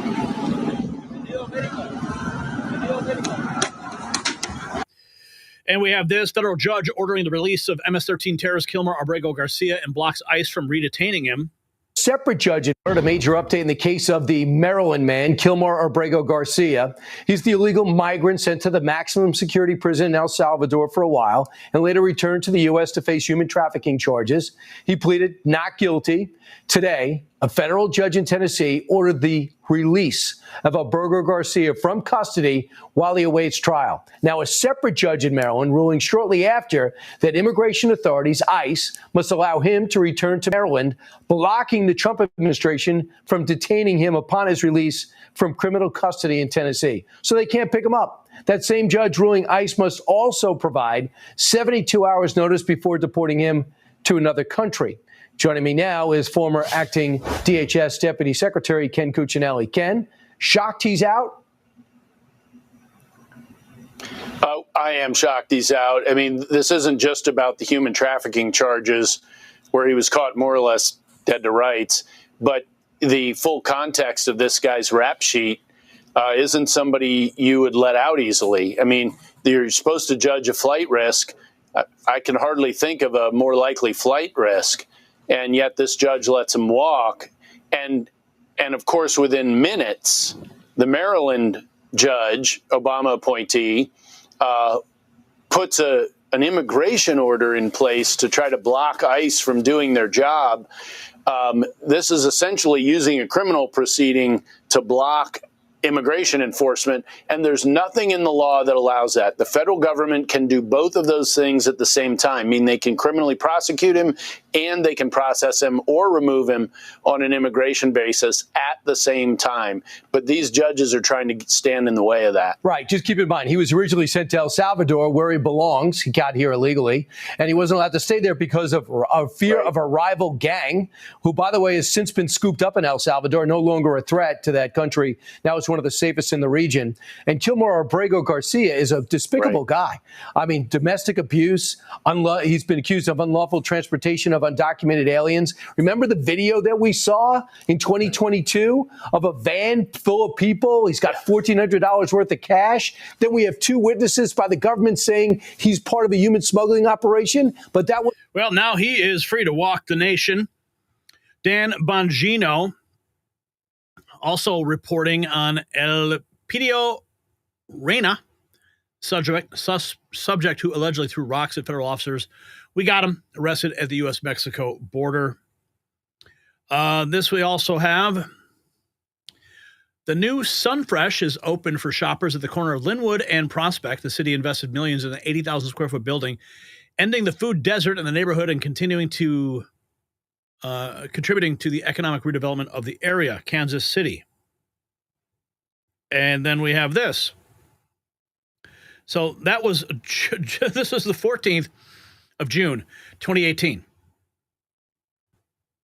Oh, look at that beautiful grocery store. And now we have this just 11 hours ago. The government of Kansas tried to subsidize a grocery store. It failed miserably. Rotten smell, shelves empty, can't buy anything, no food. Don't show this as a Ramnami. Empty shelves at Sunfresh off Prospect. So that party is over. Now this from Libs of TikTok. Uber is planning to roll out a new women's preference program, similar to the Women Rider Preferences program, which allow female riders to select only women as their drivers. The problem is Uber has a gender declaration form that allows male drivers to identify as women. What is the point of a program made for women when men can just identify as them? Yeah, so that's happening with Uber. They call it more choice, more control. At Uber. Hi, everyone. I'm Camille Irving. I lead U.S. and Canada mobility at Uber, and I am so excited to share some big news for Uber that's very personal for me. Starting next month, women drivers and women riders in Los Angeles, San Francisco, and Detroit will have the option to request a ride with another woman. As a woman who both drives and rides with Uber, I know that it can be really powerful when another woman gets in the car with me. It's a sense of comfort and a sense of connection. Over the years, women in our community have told us that they would love the option to be able to just choose to match with another woman. And so we've been working on it. We've had features live in international markets since 2019. And now, 100 million trips later, it's time to bring these features right here to the U.S. Yeah, but of course, Libs of TikTok pointing out the flaw in the whole program. Not going to understand why a woman would want to have a woman driver. I've had some pretty creepy Uber drivers in my time, and I couldn't imagine what it feels like to be a woman in a situation like that. Kevin Dalton says, shamefully ignoring the other 62 genders, Uber rolls out new women preferences for drivers and riders in Los Angeles, San Francisco, and Detroit. And then we have this. Anonymous deep state hacks letter in Pentagon against Hegseth, completely ridiculous. Let's listen here. The president, but really what they're doing is subverting. This is Sean Purnell, U.S. Assistant to the Secretary of Defense of Public Affairs. A republic. So the real dangers to democracy are unelected deep state bureaucrats who are trying to thwart the president's agenda. He was elected by the American people to implement. So it's completely ridiculous. We reject it wholesale. And I mean, look, the secretary's doing an amazing job. I mean, he has full operational control of our southern border. We've got European allies spending 5% on defense. We've got a force posture shift to Indo-PACOM happening right now. Historic recruiting across the board. People are showing up and joining the military and gangbusters to support this president and this secretary. And so we are clicking on all cylinders here in the Pentagon, and we're not going to let a bunch of anonymous deep state hacks detract from that agenda. As a young officer, I was there for the workup in '79, but we rotated back right before the assault. But the failed assault on Tehran back in '79 and '80. In compared to what Pete Hegseth and the Defense Department, most complicated military operation since World War II, pulled off flawlessly. That speaks for itself of how the building's being run, how it's being run now. There's obviously tons of reforms and structural changes, but recruiting's up, morale's up, the warrior ethos is up. Here's what's so shocking about, and even the Daily Mail, they were anonymous sources on a letter that they will not reveal, right? They pulled selective quotes from I've never seen anything like it, from a letter that you don't. It was as bad as the hit on Trump the other day by Wall Street Journal. So Sean, how are you guys going to counter this? I mean, I think it's my recommendation. All the reforms he's doing and the structural reforms he's doing, you guys and Pete ought to be more out front on this. We just had the guys from the Senate, Hawley and Johnson, on about the slowdown of the confirmations. We know that's hurt the. Moving right along, we also have this news from Mike Lindell. You may not have heard this, but Mike Lindell Legal Defense winning appeal in $5 million election data challenge. In a dramatic turn of events, the federal appeals court has tossed out the $5 million arbitration ruling against real Mike Lindell. The court found that arbitrators had overstepped their bounds by rewriting the terms of Mike's legendary 2021 Cyber Symposium election integrity challenge. The decision is a direct blow to the media narrative that tried to discredit Lindell's 2020 election claims. He calls it a miracle. Guys, this is the Mike Lindell has some breaking news for us. So we're going to go ahead and bring in LindellTV.com CEO Mike Lindell. I know it's related to a very important case, but I don't even know enough to tee it up. So just take it away. I can't wait to hear it, Mike. Yeah, you guys, this will be the number one story in the world, or it should be, because it was the number one story in the world a couple years ago. Everybody remembers the Cyber Symposium and the $5 million challenge. Well, I went to binding arbitration, and this guy, Zeidman, they decide that he wins the $5 million. And everybody remember when they announced that, on a Tuesday, Fox News, this all happened the same week. Fox News, the number one story in the world, Dominion settled for $787 million. On Wednesday, Mike Lindell's evidence is all wrong. He loses $5 million. On Friday, the Fox fires Tucker Carlson. All in 1 week. It's like if you talk about our elections or if you have evidence, you're going to get sued. Well, today, just now, 10 minutes ago, everybody, a federal court in Minnesota appeals court overruled them, and it happens, my lawyer said, less than 1/100% of 1%. This doesn't happen. This is a miracle, and it's righteous. They totally vindicated.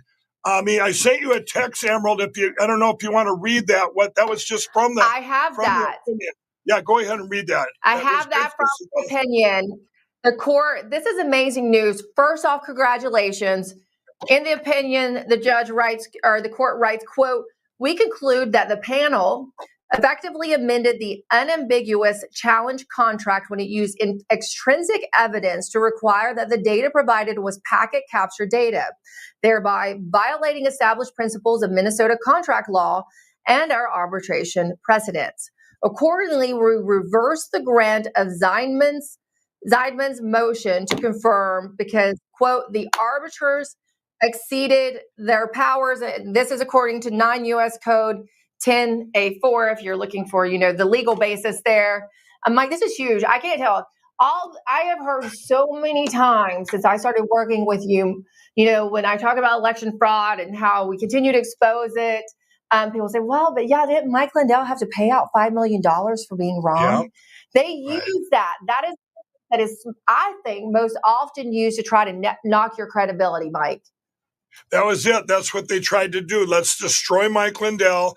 When we had the Cyber Symposium, even the Facebook fact checkers, they were there. I said, is this data from the 2020 election? And they said, yes. Everybody, there was hundreds of cyber experts, upwards of 100, including Harry Hursty from, these guys that were there, all of them said it was from the 2020 election. None of them challenged. And here this Zeidman, which I believe was a complete setup, if you knew who his lawyer was, that has ties back to the CIA and stuff, back in the day with the evidence that I had gotten. And also this from Dennis Montgomery, by the way, everybody. And this was that evidence, or part of that evidence. And then what they did, their routers or routers, and they're actually calling. They were directly involved too, and I don't know how, because when this came out of the that ruling, remember these guys went to a panel, they lost, then they brought it to this binding arbitration panel. So great news for Mike Lindell. Congratulations on beating that one. Scott Jennings leaves a liberal reporter silent after she claims it's not just the left being violent. Scott, well, listen. Literally seen people. The left has a problem with violence. It is in its heart right now. I don't think it is only the left. I mean, you have literally seen people on both sides committing violence. I think that the problem is not the left. I think it is the extremes on both sides of the party. And that is what's happening. Like they're the loudest voices, whether the leaders want them or not. And they're the ones who tend to be the most violent. I don't think that's fair to say it's only the left. I mean, why, but why is it happening? Why do late night comedians go on TV and encourage or coddle or give lip service to this vandalism of what went on with Tesla dealerships and so on. Why are there so many prominent people? People who are didn't like, get well, hurt. I totally get why Luigi Mangione would murder a guy. Like, why? I don't understand. Listen, I'm not for vandalism, but like, it's more than that. They firebomb these things. Like it's obviously it's dangerous, but it's happening on both sides. What person on the right is committing violence today? Oh my gosh. Well, first of all, when you're in power, you don't tend to be the ones that are doing that. But I think after they lost the election in 2020, there was a mob and a person died, and it was a riot at the Capitol. It was crazy. It was a terrible day, and it should not have happened. It was a horrible day. And let me just check my calendar, and it was 5.5 years ago. Can we also talk about the fact that someone broke into Nancy Pelosi's house and violently beat up her husband? You're saying that homeless drug addict is a conservative? Well, I mean, the left has a problem with you gotta love Scott Jennings, man. He's always nailing it down. We have this. This is from Representative Kevin Kiley. We learned that the $100 million raise at the Celebrity Fire Aid concert none actually went to LA fire victims. Said the money went to nonprofits, many that have nothing to do with fire relief. I've asked Attorney General Pam Bondi to open an investigation. So we've got all this happening in the world, and soon we may see Tesla robots delivering our food. If you got value from this mix-up of news, tap subscribe, because here's my final thought. So this is anarcho-tyranny in action. MS-13 terrorists walk free while rock throwers get arrested. And government grocery stores fail while private businesses get crushed by regulations. Woke corporations prioritize gender ideology over women's safety. Fire victims getting nothing while nonprofits get millions. Mike Lindell fights back and wins, proving the system only wins when we fight. They release the violent criminals and prosecute the patriots. They fund failure and punish success. They protect predators and abandon victims. But here's the truth. The system isn't broken by accident. It's broken by design. They want chaos. They want you demoralized. They want you to give up. Don't. So should federal judges who release terrorists face impeachment? Yes or no? Tell me in the comments. And you can support the fight at shop.next News Network, where we are the news now.